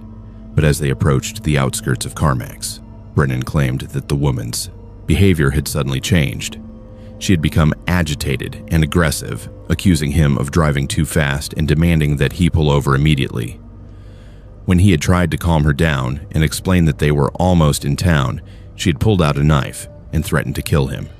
Brennan told me that he had managed to stop his truck and get out before the woman could stab him, but that she had chased him with the knife, slashing at him and trying to cut his throat. He claimed that he had fought her off and managed to escape, but that she had gotten away with his truck and all of his belongings. The scratches on his face and hands were from the knife attack, and the blood on his shirt was his own. He wanted me to call the RCMP immediately so that they could arrest the woman and recover his stolen vehicle. The story seemed plausible enough, and Brennan appeared genuinely traumatized by whatever had happened to him. I called the RCMP detachment in Whitehorse and reported the incident, providing them with Brennan's description of the hitchhiker and his truck. While we waited for the police to arrive, I gave Brennan some coffee and a clean towel to wipe the blood off his face. He continued to talk about the attack, providing more details about the woman's appearance and behavior, and expressing concern about other motorists who might pick her up not knowing that she was dangerous. 2 RCMP officers arrived at the gas station about an hour later, and they immediately began interviewing Brennan about the incident. I could overhear parts of their conversation from behind the counter, and it was clear that the officers were taking his report seriously. They called for additional units to begin searching for the stolen truck and the suspect, and they arranged for Brennan to be taken to the nursing station in Carmax to have his injuries examined and treated.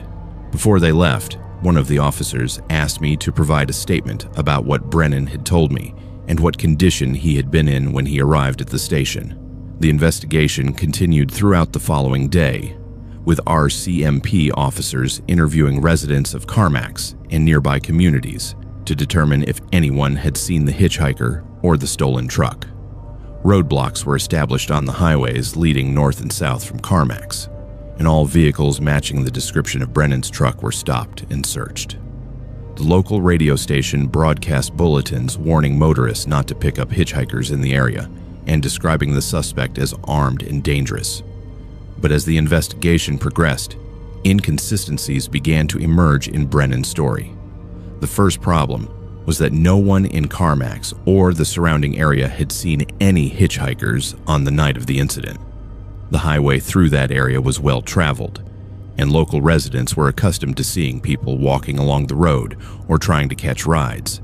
Several truckers who had driven through the area around midnight reported that they had not seen anyone hitchhiking, which was unusual because hitchhikers typically position themselves at locations where they would be visible to as many drivers as possible.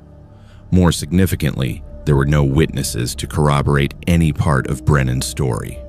No one had seen him pick up a hitchhiker, no one had seen a struggle beside the highway, and no one had seen his truck being driven by anyone other than himself. The RCMP officers also noted that Brennan's injuries were inconsistent with his description of a knife attack. The scratches on his face and hands appeared to be superficial and self-inflicted, more like scratches from branches or fingernails than cuts from a knife blade. On June 17th, 2 days after the initial incident, a local Aboriginal woman named Sarah Nacho was reported missing by her family. Sarah was 23 years old, unemployed, and lived with her grandmother in a small house on the outskirts of Carmax. She had last been seen on the evening of June 15th, when she had told her grandmother that she was going for a walk along the river. When she failed to return home that night, her family had assumed that she was staying with friends, but when she did not appear the following day, they became concerned and contacted the RCMP. The timing of Sarah's disappearance, combined with the inconsistencies in Brennan's story, led investigators to take a closer look at his account of the hitchhiker incident. When they re-interviewed him, asking more specific questions about his movements on the night of June 15th, his story began to change in significant ways. Details that he had been certain about during his initial report became vague or were contradicted by new information that he provided.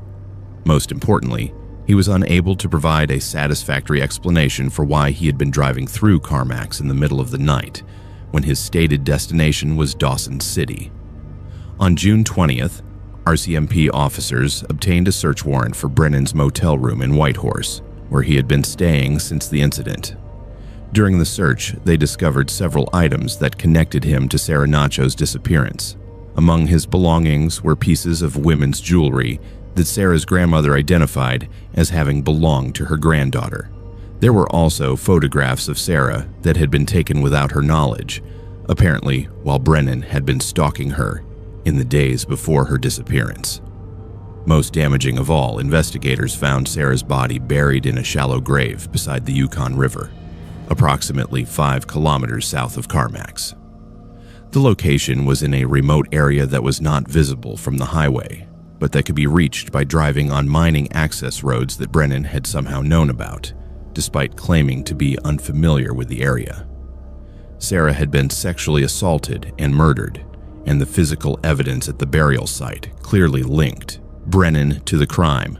When confronted with this evidence, Brennan initially maintained his innocence and continued to insist that he had been the victim of an attack by a dangerous hitchhiker. But when investigators pointed out the inconsistencies in his story and presented him with the physical evidence that connected him to Sarah's murder, he eventually confessed to the crime. His confession revealed a pattern of predatory behavior that was far more disturbing than the random attack he had initially described. According to his confession, Brennan had been stalking Sarah for several weeks before killing her. He had learned her daily routines, discovered where she lived, and planned the abduction carefully. On the night of June 15th, he had followed her when she went for her evening walk along the river, then had abducted her at gunpoint and forced her into his truck. He had driven her to the remote location where he had sexually assaulted and murdered her, then had buried her body and driven to the gas station to establish an alibi by claiming to be the victim of an attack. The fabricated story about the hitchhiker had been designed to explain his injuries, which he had inflicted on himself, to make his account more believable and to divert police attention away from him and toward a fictional suspect. Brennan had assumed that the investigation would focus on finding the non-existent hitchhiker, giving him time to leave the territory before Sarah's body was discovered or before anyone connected him to her disappearance. During the investigation that followed his confession, police discovered that Brennan had been involved in similar crimes in other jurisdictions. He was originally from Ontario, where he had been investigated in connection with several missing persons cases involving young women, though he had never been charged due to lack of evidence. He had moved to British Columbia in 1995, then to the Yukon in 1997, each time after being questioned by police about disappearances in his previous location. Thomas Brennan was convicted of first-degree murder in the death of Sarah Nacho and sentenced to life in prison without possibility of parole for 25 years.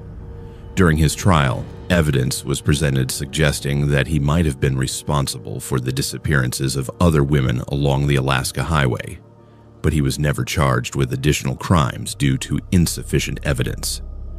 He remains incarcerated at a federal penitentiary in British Columbia, where he will likely spend the rest of his life. The murder of Sarah Nacho devastated the small community of Carmax, where violent crime was extremely rare, and where most people knew each other personally. Sarah had been well liked in the community, and her death highlighted the vulnerability of young Aboriginal women in remote northern communities. Her case also demonstrated how predators could exploit the trust and helpfulness that characterize small-town life, using people's willingness to help strangers as a way to avoid suspicion. For me personally, the case was a brutal introduction to the reality that evil could lurk behind the most ordinary appearances. Thomas Brennan had seemed like any other customer when he walked into the gas station that night, just a victim of a random crime who needed help. The fact that he was actually a cold-blooded killer who had just murdered an innocent young woman was something that I never could have imagined at the time. The experience taught me to be more suspicious of people's motives and more aware of the potential for deception in human interactions. Even now, more than 25 years later, I still think about that night whenever I drive through Carmax. The gas station where I worked has been torn down and replaced with a newer facility, but the memory of that encounter with Thomas Brennan remains vivid. Sarah Nacho's death was a tragedy that should never have happened, and her killer's manipulation of the justice system through his fabricated hitchhiker story was an additional insult to her memory and her family. The case serves as a reminder that the most dangerous criminals are often the ones who appear most normal and sympathetic, and that evil can hide behind a mask of victimhood. My name is Daniel Roy, and I am a bush pilot who has flown over every inch of the Yukon. There is one valley I refuse to fly over anymore after what I witnessed in 1999. I have been flying in the Northern Territories for over 25 years, providing transportation and supply services to mining camps, research stations, and remote communities throughout the Yukon and Northwest Territories. In that time, I have seen everything from severe weather conditions to wildlife migrations to the Northern Lights, but I have never experienced anything that challenged my understanding of the natural world until that October afternoon, when I decided to take a shortcut through an unnamed valley in the Richardson Mountains. I've always prided myself on being a practical, no-nonsense pilot who focuses on safety and efficiency above all else. Flying in the Arctic requires a level of caution and preparation that would be considered excessive in more temperate regions, but it is absolutely necessary when you are operating hundreds of kilometers from the nearest help in temperatures that can drop to minus 50 degrees Celsius. I do not believe in ghost stories or supernatural phenomena, and I have always been able to find rational explanations for anything unusual that I have encountered during my flights. That changed completely during what should have been a routine supply run to a mining camp near Eagle Plains. On October 15th, 1999, I was flying from Whitehorse to a remote mining operation located approximately 400 kilometers northeast of the city, near the border with the Northwest Territories. My aircraft was a de Havilland DHC-6 Twin Otter, a reliable twin-engine plane that is perfectly suited for northern operations because of its ability to land on short, unpaved airstrips and carry substantial cargo loads. I was transporting supplies and mail to the mining camp, along with 2 replacement workers who were scheduled to begin their shifts the following day. The weather forecast for the day had called for clear skies and moderate winds, perfect flying conditions for the 3-hour journey to the mining camp. I had filed a flight plan that would take me northeast from Whitehorse, following the Klondike Highway corridor for the first portion of the flight, then continuing across the wilderness areas of the northern Yukon until reaching the mining camp. It was a route that I had flown dozens of times before, and I expected no complications or delays. About 2 hours into the flight, as we were flying over the Richardson Mountains at an altitude of approximately 8,000 feet, I spotted what appeared to be a valley that could provide a more direct route to our destination. The valley was oriented in a northeast-southwest direction, perfectly aligned with our desired flight path, and it appeared to be wide enough and free of obstacles that would make it safe to fly through rather than over. Taking this shortcut would save approximately 15 minutes of flight time and reduce our fuel consumption, both of which are important considerations when flying in remote areas where emergency landing options are extremely limited. I had never flown through this particular valley before, but it was clearly marked on my aeronautical charts as being suitable for aircraft operations.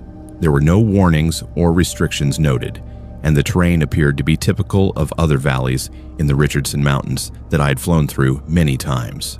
I informed the 2 passengers about the route change and began descending to a lower altitude that would allow us to fly through the valley rather than over the surrounding peaks. As we entered the valley, flying at approximately 2,000 feet above the valley floor, I immediately noticed that my radio equipment began experiencing interference. The static was not severe enough to prevent communication entirely, but it was unusual because we had been receiving clear transmissions throughout the earlier portion of the flight. I assumed that the mountains were causing some kind of radio shadow effect, which is common when flying through valleys surrounded by high terrain. What happened next was completely outside the realm of any normal flying experience. As I looked down at the valley floor below us, I saw what appeared to be people running across the landscape. Not just a few individuals, but dozens of people, all running in the same direction, as if they were fleeing from some kind of threat. From our altitude, they appeared to be dressed in what looked like historical clothing, not the modern outdoor gear that would be expected from hikers or hunters in such a remote location. At first, I thought that we might be witnessing some kind of emergency situation, perhaps a hiking group that had encountered bears or had become lost and was trying to signal for help. I considered changing course to get a closer look and possibly provide assistance, but as I maneuvered the aircraft for a better view, I realized that what I was seeing made no logical sense. The figures below us were running across terrain that would have been impossible for living people to traverse at the speed they were moving. They were covering ground at what appeared to be superhuman speed, leaping across ravines and climbing steep slopes without any apparent effort or hesitation. More disturbing still, they appeared to be translucent, like images projected onto the landscape rather than solid physical beings. As I continued to watch, the figures began to change their behavior in ways that became increasingly terrifying. Instead of simply running across the landscape, they began to turn and look up at our aircraft, pointing at us and gesturing as if they were trying to communicate or warn us about something. Their faces, which had been indistinct from our altitude, suddenly became clearly visible despite the distance, showing expressions of absolute terror and desperation. Then I began to hear them screaming. This should have been impossible because we were flying at 2,000 feet above the ground in a pressurized aircraft with engines running. But their screams were coming through the radio system as clearly as if they were sitting in the cabin with us. The sound was unlike anything I had ever heard before, full of pain and desperation and fear, but also something else that I cannot adequately describe. It was the sound of people who were experiencing something so horrible that it transcended normal human experience. The two passengers in the cabin had also noticed that something was wrong. One of them, a mining engineer named Claude Martineau, asked me if I was receiving some kind of emergency broadcast on the radio. The other passenger, an equipment operator named Michel Beaulieu, pointed out the window and asked if I could see the people running on the ground below us. It was some small comfort to realize that I was not experiencing hallucinations, but it was also terrifying to know that whatever was happening was real enough for all three of us to witness. As the screaming continued, my aircraft began to experience mechanical problems that had no apparent cause.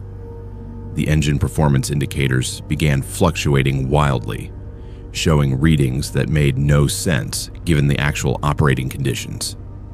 The flight controls became sluggish and unresponsive, as if some external force was interfering with the aircraft's systems. Most alarming of all, the altimeter began showing that we were losing altitude rapidly, even though I had not changed the engine settings or control inputs. Looking outside the aircraft, I could see that we were indeed descending toward the valley floor, apparently against my efforts to maintain level flight. The screaming figures below us had stopped running and were now standing still, all facing upward toward our aircraft with their arms extended as if they were trying to grab us or pull us down to join them. As we continued to descend, I could see their faces more clearly, and what I saw convinced me that these were not living people, but something else entirely. Their faces showed injuries that would have been fatal to any living person. Some had wounds that appeared to be from weapons. Others showed signs of burning or crushing injuries, and all of them had the gray, lifeless complexion of corpses that had been dead for a long time. But their eyes were still alive, still aware, and filled with a desperate need that I understood instinctively, even though I could not have explained it in words. They wanted us to join them, to become part of whatever horrible fate had befallen them in this valley. I realized that we were in immediate danger of crashing, and I began emergency procedures to restore full power to the engines and regain control of the aircraft. At the same time, I changed course to exit the valley as quickly as possible, regardless of fuel efficiency or flight time considerations. The moment we crossed the ridgeline that marked the boundary of the valley, all of the strange phenomena stopped immediately.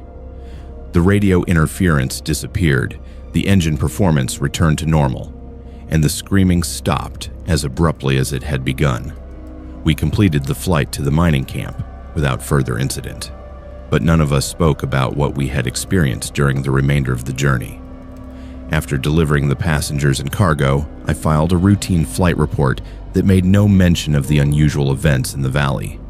I was not sure that anyone would believe what had happened, and I was concerned that reporting supernatural phenomena might affect my pilot's license or my reputation within the aviation community. Over the following days, I researched the history of the valley where we had experienced the phenomena, using historical records and geological surveys to determine if there might be some rational explanation for what we had witnessed. What I discovered was deeply disturbing and provided a possible context for our experience, though it did not make it any less frightening or mysterious. According to historical records maintained by the territorial government and various academic institutions, the valley had been the site of a massacre that occurred approximately 200 years ago, during a period of conflict between different indigenous groups in the region. The details were sketchy and largely based on oral histories that had been passed down through several generations, but the accounts consistently described a battle in which dozens of people were killed in brutal circumstances. The massacre had reportedly occurred during winter, when one group had taken refuge in the valley during a blizzard, only to be attacked by their enemies who had tracked them there. The people in the valley had been trapped by the weather and the terrain, unable to escape, and had been systematically hunted down and killed over a period of several days. According to the oral histories, the screams of the victims had echoed off the valley walls for days, creating an acoustic effect that amplified the sounds of their suffering. The historical accounts also mentioned that the valley had been considered cursed or haunted by indigenous peoples in the region for generations after the massacre.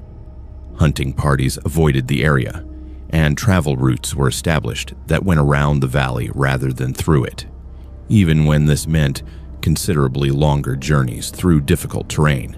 The valley had essentially been abandoned and left uninhabited, which explained why it appeared so pristine and untouched when I had flown over it. I have never flown through that valley again, and I have modified all of my flight routes to ensure that I do not even fly directly over it. I have also quietly advised other pilots to avoid the area, though I have never provided specific details about why they should stay away. Most of them have accepted my advice without question, trusting my experience and knowledge of northern flying conditions. The experience has had a lasting impact on my understanding of the world and my approach to flying in remote areas. I have become much more cautious about taking shortcuts through unfamiliar terrain, and I pay closer attention to historical and cultural information about the areas where I operate. I have also developed a greater respect for indigenous knowledge and oral traditions, recognizing that they often contain important information about places and phenomena that are not documented in official records. Claude Martineau and Michel Beaulieu, the two passengers who witnessed the events with me, have both left the Yukon and moved to southern Canada. I encountered Claude several years later at an aviation conference in Calgary, and he mentioned that the experience had convinced him to find work that did not require flying to remote locations. He said that he still had nightmares about the screaming figures in the valley, and that he never wanted to fly over the northern wilderness again. To this day, I believe that certain locations retain the psychic imprint of traumatic events that occurred there, particularly when those events involved intense suffering and death.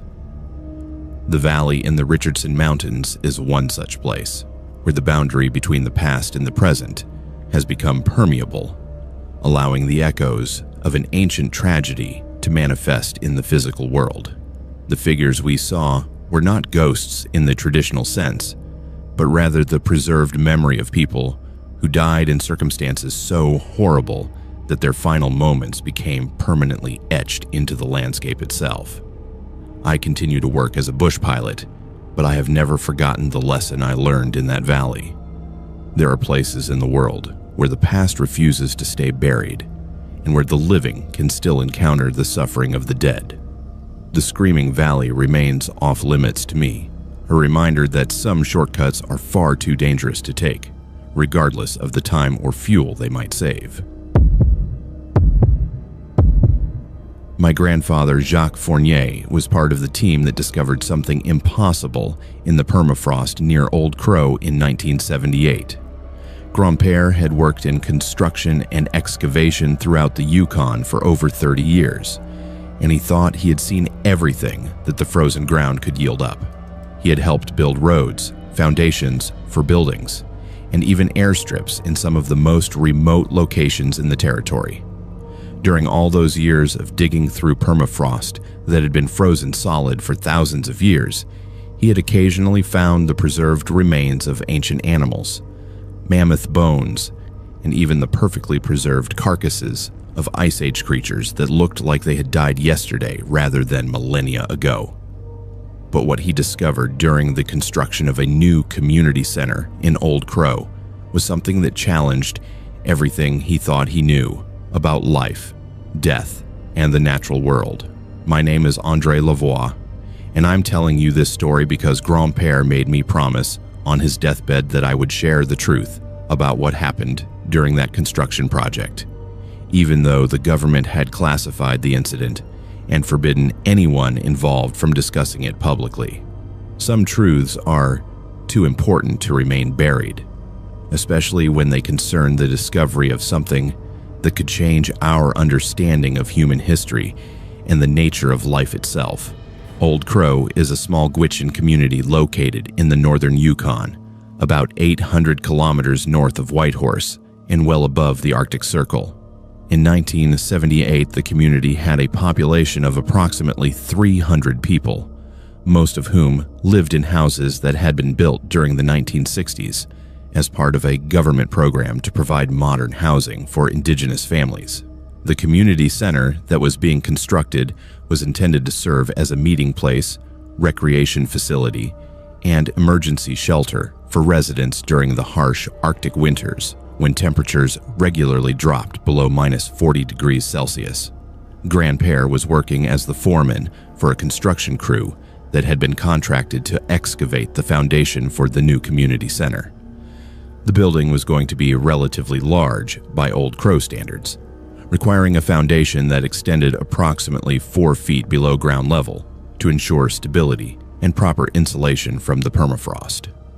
The excavation work was challenging because the ground was permanently frozen to a depth of several hundred feet, requiring specialized equipment and techniques to break through the rock-hard soil and ice. The construction project began in late June 1978, during the brief Arctic summer when surface temperatures were warm enough to allow outdoor work. Even during the summer months, the permafrost remained solid below a depth of about 2 feet, meaning that the excavation required jackhammers, steam thawing equipment, and other heavy machinery to break through the frozen ground. The work was slow and expensive, but it was the only way to create a foundation that would remain stable through the extreme temperature variations of the Arctic climate. On July the 15th, Grand-père's crew had been excavating for about 3 weeks and had reached a depth of approximately 3.5 feet when they struck something unusual. Instead of the typical permafrost layers consisting of frozen soil, rocks, and organic matter, they encountered what appeared to be a layer of clear ice that was perfectly transparent and contained what looked like air bubbles or inclusions. The ice layer was about 6 inches thick and extended across the entire excavation area, suggesting that it was a natural formation rather than something that had been created by human activity. At first, Grandpere and his crew assumed that they had encountered a layer of ground ice, which is not uncommon in permafrost regions. Ground ice forms when water seeps into the soil and freezes, creating lenses or layers of pure ice within the frozen ground. However, as they began to break through the ice layer using steam thawing equipment, they realized that the inclusions they had observed were not air bubbles, but something far more extraordinary and disturbing. The inclusions in the ice were human bodies, perfectly preserved, and appearing as fresh as if they had been frozen just days earlier, rather than being trapped in permafrost for unknown periods of time. The bodies were positioned in various poses, as some appearing to be sleeping peacefully, while others seemed to be in the middle of some kind of activity when they were frozen. All of the bodies were dressed in clothing that appeared to be made from animal skins and furs, but the style and construction were unlike anything that Grandpere had seen before, even from historical examples of traditional indigenous clothing. As the crew continued to carefully thaw the ice layer, they uncovered a total of 7 bodies: 3 adult males, 2 adult females, 1 adolescent, who appeared to be about 14 years old, and 1 child who looked to be approximately 8 years old. All of the bodies were in remarkable condition with no signs of decay or deterioration, despite being frozen in the permafrost. Their skin had a slightly blue-gray tint that was consistent with extreme cold, but their features were perfectly preserved, and their hair and clothing showed no signs of damage from ice formation or freezing. Grandpere immediately contacted his supervisors and the territorial government to report the discovery, as required by law when human remains are found during construction projects. Representatives from the Territorial Archaeological Service, the RCMP, and the Department of Indian Affairs arrived in Old Crow within 2 days to examine the site and take custody of the bodies. Carbon dating samples were taken from the clothing and organic materials found with the bodies, and initial analysis suggested that they were over 10,000 years old, dating from a period when the climate in the region was very different from current conditions. What happened next was what convinced Grandpere that he had witnessed something that defied all scientific understanding of life and death. As the bodies were being carefully removed from the ice and prepared for transport to laboratories in Whitehorse and Edmonton, they began to show signs of life. It started with barely perceptible movements, slight changes in facial expressions, and what appeared to be very slow, shallow breathing. The archaeologists and government officials initially dismissed these observations as tricks of light or imagination, assuming that the construction workers were seeing things that were not really there. But as the bodies were exposed to warmer air temperatures, the signs of life became increasingly obvious and undeniable. Eyes that had been closed began to flutter and partially open, revealing pupils that responded to light. Chest movements became more pronounced, suggesting actual breathing rather than just the expansion and contraction of frozen tissue. Most dramatically, several of the bodies began to make sounds, quiet vocalizations that sounded like attempts to speak, though the words were in a language that none of the observers could identify. The adult male, who appeared to be the oldest of the group, was the first to show clear signs of consciousness. His eyes opened fully and moved around, as if he was trying to observe his surroundings. He attempted to sit up, though his movements were slow and unsteady like someone recovering from a long illness. When government officials tried to communicate with him, he responded with what sounded like questions or requests, speaking in a language that had elements similar to various indigenous languages, but was unlike any known dialect or historical linguistic variation. Over the next several hours, all 7 of the bodies showed increasing signs of life and awareness. They appeared to be confused and frightened by their surroundings, particularly by the presence of people wearing modern clothing and speaking English. The younger individuals clung to the adults, and the group seemed to be trying to communicate among themselves using their unknown language.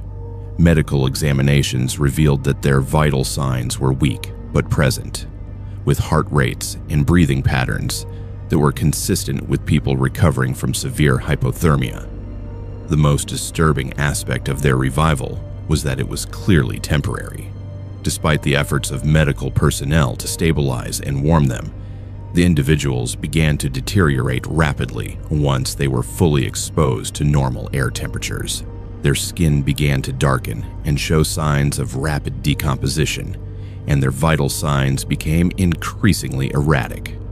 Within 12 hours of being removed from the ice, all 7 individuals had died, their bodies rapidly decomposing in ways that suggested they were catching up on thousands of years of natural decay in a matter of hours.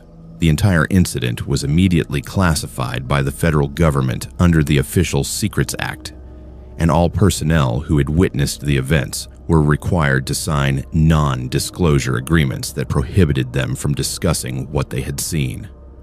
The bodies were taken to undisclosed government research facilities, and the construction site was declared off-limits to civilians. The community center project was canceled, officially due to budget constraints, though the real reason was to prevent any further disturbance of the permafrost in that area. Grandpere was told that the incident had never occurred and that he would face serious legal consequences if he ever discussed it with anyone outside of his immediate family. The other construction workers received similar warnings, and the project site was abandoned and left undisturbed. The area was eventually designated as culturally sensitive land and removed from future development plans, ensuring that no one would ever again excavate in that location. Over the years that followed, Grandpere quietly researched the history and geology of the Old Crow area, trying to understand what he had witnessed and how it might be possible for human beings to survive being frozen for thousands of years. He learned that the region had experienced several dramatic climate changes throughout its history, including periods when temperatures dropped so rapidly that entire communities might have been flash frozen in place. He also discovered that the specific type of permafrost found in that area contained unusual mineral compositions that might have contributed to the preservation of organic matter.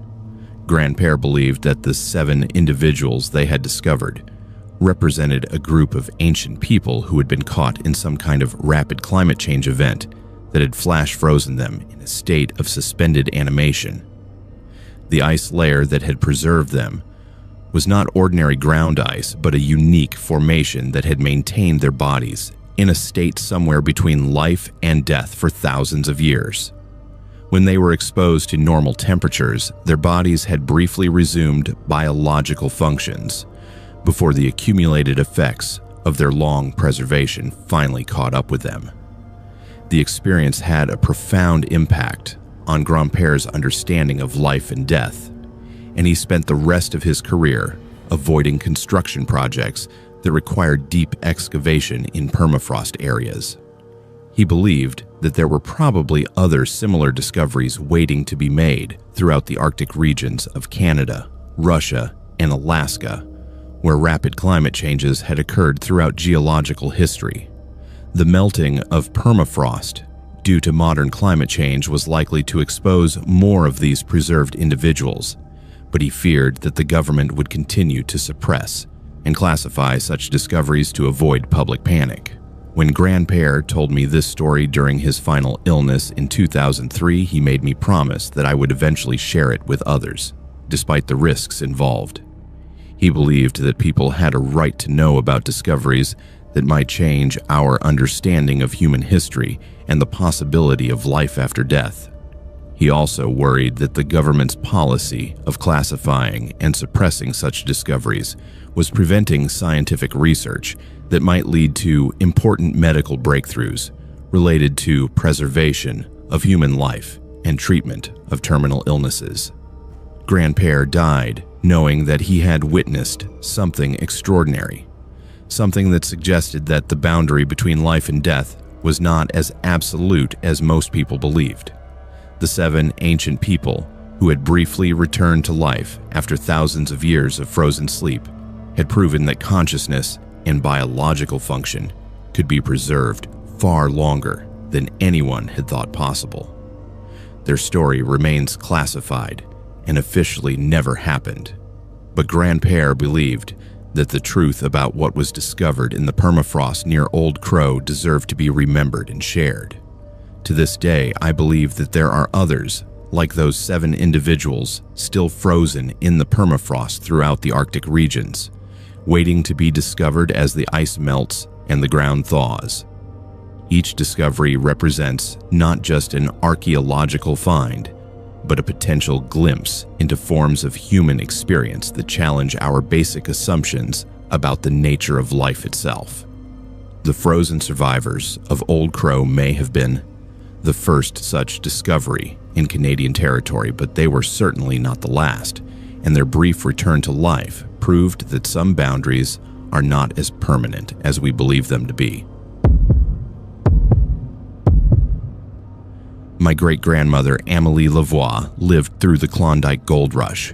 On her deathbed, she told me about the winter of 1898, when starvation drove men to unthinkable acts. Grand-mère had been one of the few women who had made the treacherous journey over the Chilkoot Pass to reach the gold fields of the Klondike, arriving in Dawson City during the height of the gold rush fever, when tens of thousands of prospectors were flooding into the territory in search of fortune. She had come not as a prospector herself, but as the wife of a man who had been convinced that the stories of easy gold were true, and who had mortgaged everything they owned to finance the journey to what he believed would be their salvation from poverty. My name is Simone Gagnon, and I'm telling you this story because Grand-mère made me promise that the truth about what happened during that terrible winter would not be forgotten, even though it was something that the survivors had agreed never to speak about publicly. The events she described took place during one of the harshest winters in Yukon history, when temperatures dropped to minus 60 degrees Fahrenheit and stayed there for weeks at a time, and when even the most experienced northern residents struggled to survive the unrelenting cold and darkness. By the fall of 1898, the initial excitement of the Klondike Gold Rush had given way to harsh reality for most of the stampeders who had made the difficult journey north. The easily accessible gold had already been claimed by the first wave of prospectors, and newcomers were forced to work increasingly marginal claims or to venture into remote areas where the chances of finding gold were slim, but the dangers were extreme. Many prospectors who had arrived with high hopes and limited resources found themselves trapped in the territory as winter approached, lacking the money to return home, but also lacking the supplies necessary to survive the northern winter. Grand-mère's husband, my great-grandfather Philippe, had been one of these latecomers who found himself in desperate circumstances as the weather began to turn cold. He had spent the summer working a claim on Bonanza Creek that had produced barely enough gold to pay for basic supplies, and by September, it was clear that he would not have enough money to book passage back to Quebec before the rivers froze and made transportation impossible. Like hundreds of other prospectors in similar situations, he made the decision to spend the winter in the Klondike, gambling that he could survive until spring and that the following season would bring better fortune. The problem was that Philippe, like most of the stampeders, had no real understanding of what winter meant in the Yukon Territory. He had grown up in Quebec, where the winters were certainly cold and difficult, but nothing had prepared him for the bone-numbing cold and prolonged darkness of the subarctic. More importantly, he had not accumulated adequate supplies for surviving a winter in isolation, and by October, it was too late to obtain the food, fuel, and clothing that would be essential for making it through to spring. In desperation, Philippe joined a group of 5 other prospectors who were in similar circumstances and who decided to pool their resources and spend the winter together in a large cabin that had been built by earlier prospectors near the mouth of El Dorado Creek. The group consisted of Philippe, a man named Antoine Berube from New Brunswick, who had worked as a logger before coming north, 2 brothers named Paul and Henri Dubois from Ontario, who had been farmers, and an older man named Joseph Martineau from Manitoba, who had experience in the fur trade and was the only member of the group who had any real knowledge of northern survival techniques. The cabin where they planned to spend the winter was well built and large enough to accommodate all 6 men, but it was located in an extremely isolated area, more than 20 kilometers from the nearest neighbor, and completely cut off from Dawson City once the trails became impassable. The group had managed to accumulate enough food supplies to last approximately 4 months if they were very careful with their rations, and they had enough firewood and coal to keep the cabin heated through the coldest part of the winter. By the standards of most Klondike prospectors, they were reasonably well prepared for the challenges ahead. The winter of 1898 to 1899 began earlier and more severely than anyone had anticipated. By mid-October, temperatures were already dropping below -30 degrees, and by November, the cold had become so intense that it was dangerous to venture outside for more than a few minutes at a time. Snow began falling in early November and continued almost daily throughout the rest of the month, piling up around the cabin to depths that made travel impossible, even on snowshoes. By December, the 6 men were completely isolated, with no possibility of reaching Dawson City or any other source of help until the weather moderated in the spring. The food supplies that had seemed adequate in the fall began to run low much faster than expected. The extreme cold meant that the men needed more calories to maintain their body temperature, and the enforced confinement in the cabin made it impossible to hunt or trap the wild game that might have supplemented their rations. By January, they were down to 1 small meal per day, and by February, they were facing the very real prospect of starvation before the spring thaw arrived. It was during this period of increasing desperation that Grandmère said Antoine Berube began making what he called hunting trips, leaving the cabin for hours at a time despite the dangerous cold and returning with small amounts of meat that he claimed to have obtained by snaring rabbits or ptarmigan. The other men were grateful for these contributions to their dwindling food supply, though they wondered how Antoine was managing to catch game when their own efforts had been completely unsuccessful. The meat was always cut into small pieces and mixed with other ingredients to make stew, so it was difficult to identify exactly what kind of animal it came from. As the weeks passed and the other men grew weaker from hunger, Antoine seemed to be maintaining his strength better than the rest of the group. He continued to make his hunting expeditions, and he continued to provide small amounts of meat for the communal pot, though he was always vague about exactly where and how he was obtaining it. When the other men asked to accompany him on his hunting trips, he refused, claiming that he was using techniques that he had learned from native trappers and that the presence of additional people would scare away the game. The first disappearance occurred in early March, when Paul Dubois failed to wake up one morning. Antoine claimed that Paul had died during the night from starvation and cold, which seemed plausible given how weak all of the men had become. However, when the others wanted to examine the body to confirm the cause of death and to discuss arrangements for burial, Antoine insisted that he had already taken care of the matter, disposing of the corpse outside the cabin to prevent the spread of disease. This explanation seemed reasonable at the time, though Grandmère said that Philippe had begun to feel uneasy about Antoine's behavior.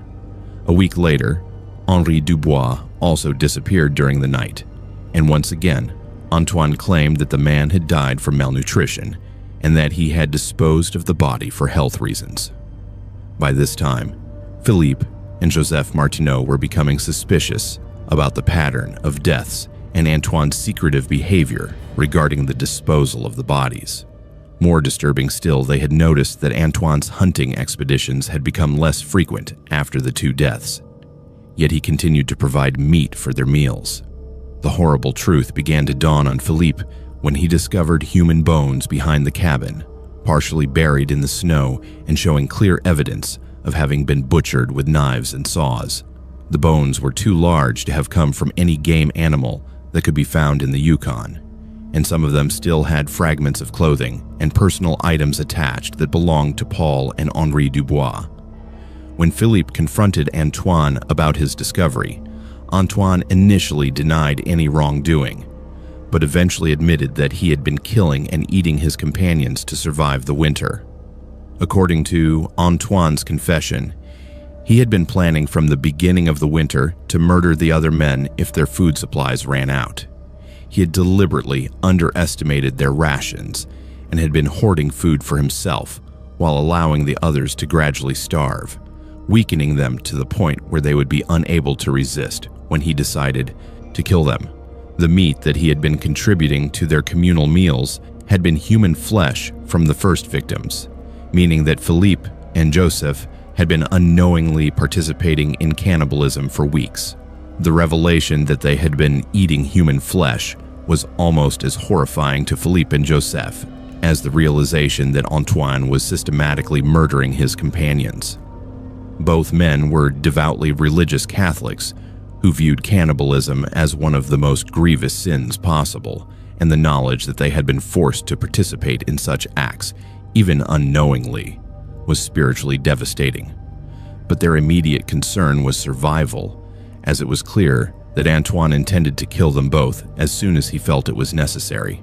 Philippe and Joseph realized that they had to escape from the cabin immediately, despite the fact that the temperature was still dropping to -50 degrees at night, and that they had no survival equipment or adequate clothing for travel in such conditions. Their only hope was to try to reach Dawson City before Antoine decided to murder them, or before they froze to death in the wilderness. They waited until Antoine was sleeping, then quietly gathered what few supplies they could carry and slipped out of the cabin into the brutal Arctic night. The journey to Dawson City, which should have taken less than a day in good conditions, took Philippe and Joseph nearly a week in the deep snow and extreme cold. They took turns carrying each other when exhaustion threatened to overwhelm them, and they survived by digging snow shelters and sharing their body heat during the coldest parts of the night. Both men suffered severe frostbite, and Joseph developed pneumonia that would eventually contribute to his death several months later. But they managed to reach Dawson City alive, where they immediately reported Antoine's crimes to the Northwest Mounted Police. A police expedition to the cabin found Antoine Berube in the final stages of starvation, surrounded by the butchered remains of his 4 victims. He was too weak to resist arrest, and he made a full confession to the murders and cannibalism before being transported to Dawson City for trial. The investigation revealed that he had been systematically killing and eating his companions over a period of nearly 2 months, and that he had been planning the crimes from the very beginning of their winter isolation. Antoine Berube was tried and convicted of multiple counts of murder in the summer of 1899, but he died in custody before his sentence could be carried out. The case was reported in newspapers throughout North America, but the authorities in the Yukon Territory made efforts to minimize publicity about the incident because they feared that stories about cannibalism would damage the reputation of the Klondike and discourage further investment in the gold rush. The official records of the case were sealed and have never been made available to researchers or historians. Philippe never fully recovered from his ordeal, physically or psychologically. The frostbite he had suffered during his escape left him permanently disabled, and the knowledge that he had been forced to consume human flesh haunted him for the rest of his life. He and Grandmère left the Yukon Territory as soon as he was physically able to travel, returning to Quebec, where they lived in relative isolation and rarely spoke about their experiences during the gold rush. Grandmère said that Philippe would wake up screaming from nightmares about Antoine and the winter at the cabin until the day he died, more than 30 years later. She also said that he was never able to eat meat again without becoming physically ill, surviving primarily on bread, vegetables, and dairy products for the remainder of his life. The trauma of the experience had changed him so fundamentally that he was never the same person he had been before that terrible winter. When Grandmère told me this story in 1965, she said that there had been other cases of cannibalism during the Klondike Gold Rush that had been covered up by the authorities to protect the territory's reputation. She believed that dozens of prospectors had resorted to eating human flesh during the worst winters, and that some, like Antoine Berube, had committed murder specifically for that purpose.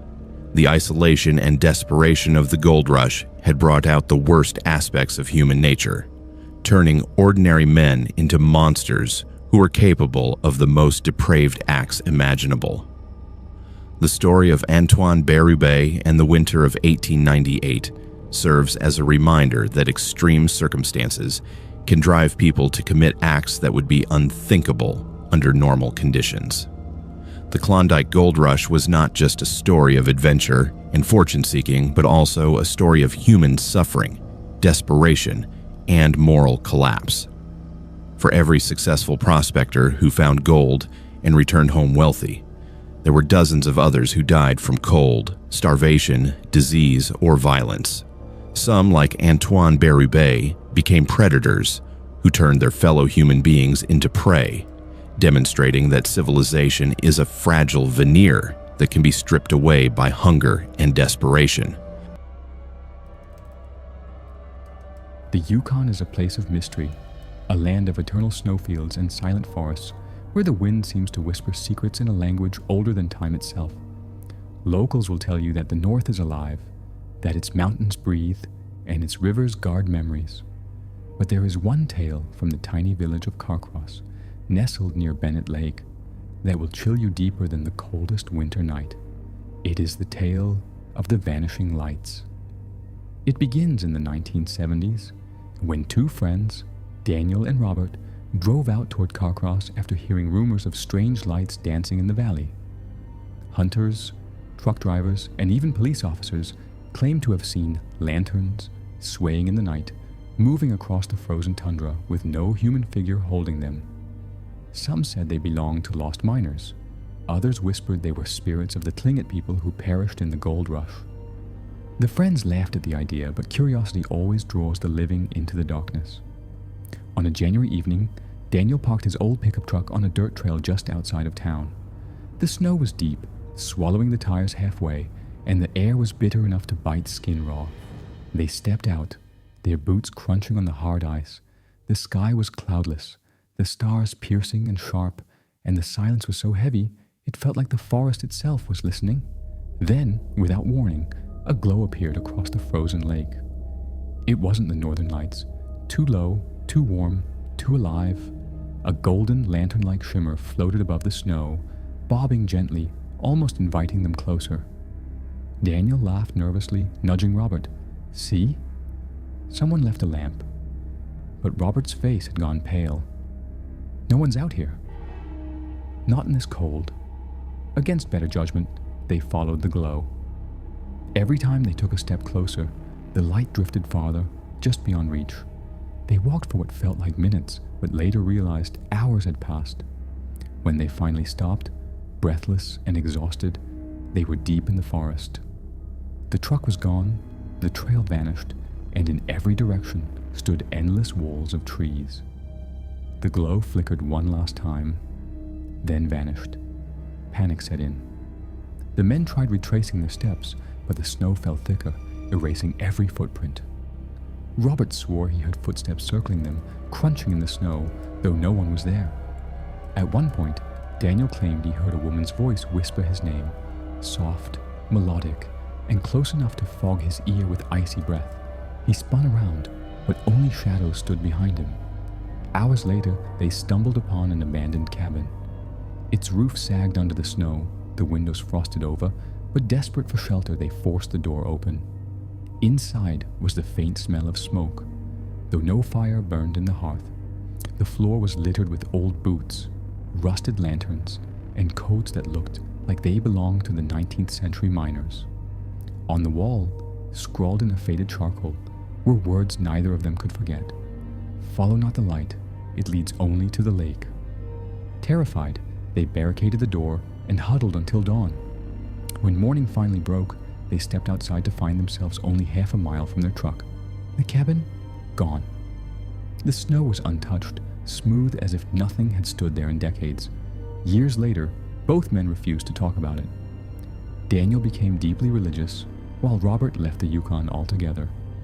Yet, to this day, travelers in Carcross still report lantern-like glows appearing in the valley on cold winter nights. The locals warn outsiders, don't follow the lights. They lead to the frozen lake, and those who go chasing never return. If Carcross is whispered about for its mysterious lights, then Dawson City, the legendary heart of the Yukon Gold Rush, carries with it a darker legacy, one that has haunted its people for generations. Visitors come to Dawson for the history, the gold rush nostalgia, the saloons, and the frozen river that once lured thousands of desperate men north. But the old miners? Some say they never left. The story goes back to the winter of 1899, one of the harshest winters ever recorded in Dawson. Temperatures plummeted so low that mercury froze in the thermometers, and even whiskey bottles cracked like ice. Prospectors were stranded, food was scarce, and desperation clawed at the camp. Among the miners was a group of 5 men who had staked claims high in the hills. They struck gold, or so the stories say, enough to make them rich beyond imagination. But the river froze early, cutting off their return to town. Supplies dwindled, the men grew paranoid, and hunger twisted them into something less than human. The following spring, when the thaw finally came, other prospectors discovered their cabin. What they found inside has since become the nightmare of Dawson. The cabin was half buried in snow, its door splintered, and inside, frozen to the ground, were the bodies of the 5 miners. Their faces were gaunt, skin stretched tight over bone, mouths locked open in eternal screams. But the most disturbing part was their hands. Each man's fingers were bloodied, broken, and clawed down to bone, as if they had tried to dig their way out through the frozen earth. Beside the hearth was a single gold pan, filled to the brim with nuggets. Not touched, not spent.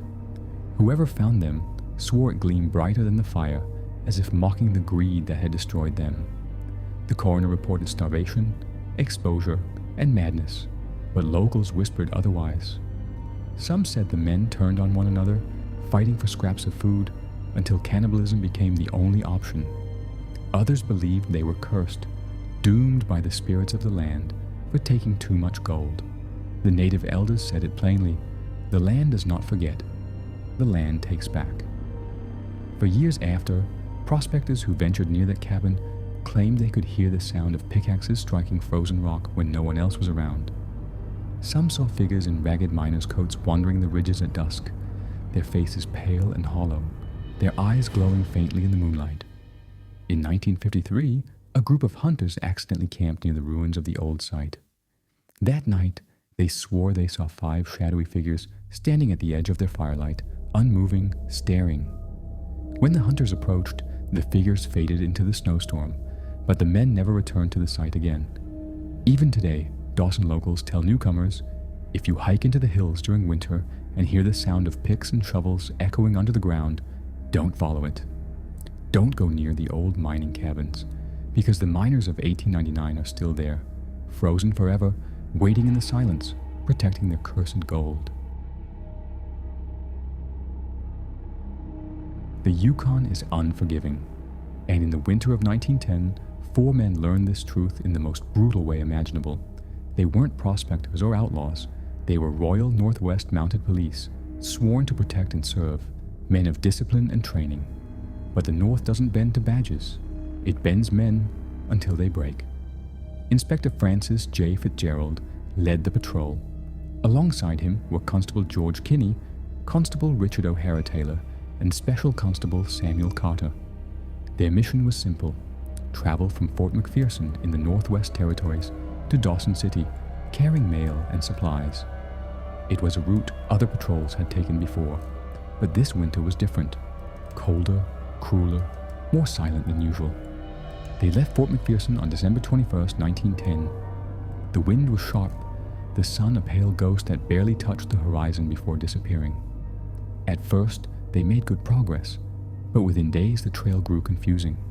Blizzards rolled in, snowdrifts erased familiar markers, and the compass needles jittered strangely, as though the very land wanted to lead them astray. They rationed supplies, but food dwindled fast. Their sled dogs grew gaunt, ribs pushing through fur, and one by one they fell in the snow, unable to rise again. The men were forced to kill the remaining dogs for meat, a decision that broke them in ways deeper than hunger. In the wilderness, a man's dogs were his lifeline, his companions, his salvation. To eat them was to admit you had already lost. By February, the men were walking skeletons, their faces cracked with frostbite, lips bleeding when they tried to speak. They turned back toward Fort McPherson, but the journey had already doomed them. When search parties finally went looking, led by Corporal William Dempster, they followed faint signs: broken sled parts, torn harnesses, bloody patches in the snow. On March 21st, 1911, Dempster found them. 4 bodies, frozen together, lying in shallow snowdrifts. Their journals revealed a descent into desperation, hunger, exhaustion, and despair. Fitzgerald's final entry was short, his hand trembling even in death. "We have no food. We are done." What haunts people most isn't just the tragedy, it's the aftermath. Locals swear the patrol never truly left.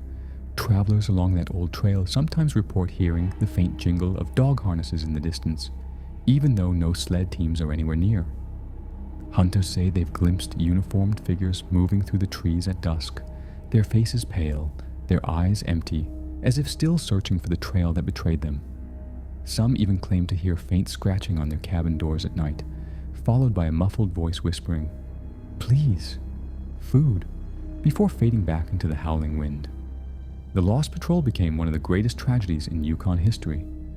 But in the dark silence of a Yukon night, the question remains: did they really die out there, or are they still walking, endlessly searching for a way home? The town of Dawson City is often painted as the jewel of the Yukon gold rush. At its height, music poured from saloons, miners shouted over poker tables, and lamps glowed in windows through the endless nights. But beneath the celebration was another Dawson, a shadowed Dawson, where whispers of the supernatural curled like smoke in the icy air. The story begins in the winter of 1903. The Yukon River was frozen solid, a white highway stretching into infinity. People reported strange lights flickering across the ice, not lanterns, not campfires, but ghostly orbs, blue, green, and white, dancing along the riverbanks. Some thought they were the northern lights playing tricks on the eyes, but others knew better. These lights moved with intent, too close, too low, too alive. Miners began disappearing. A man named Thomas Big Tom Yarrow was the first. He told friends at the Monte Carlo saloon that he'd seen the lights outside town, bobbing in a line like lanterns carried by invisible hands. He swore he heard voices calling him, soft, childlike, pleading for help. The next morning, his cabin was empty. His tracks led to the river, where they stopped abruptly in the middle of the ice. No body was ever found. Over the weeks, more vanished. A trapper, a young woman working at a boarding house, even a police constable. Their disappearances all share the same mark. The last place they'd been seen was near the frozen river at night, where the lights danced. Those who witnessed the phenomenon said the lights weren't random. They'd flicker, fade, then draw closer, like they were luring people away. Old indigenous stories warned of spirits on the river, hungry for souls, mimicking the voices of loved ones. "If you follow them," the elders said, "you will never return." In February, the town organized a patrol. Men with rifles marched along the river, lanterns held high.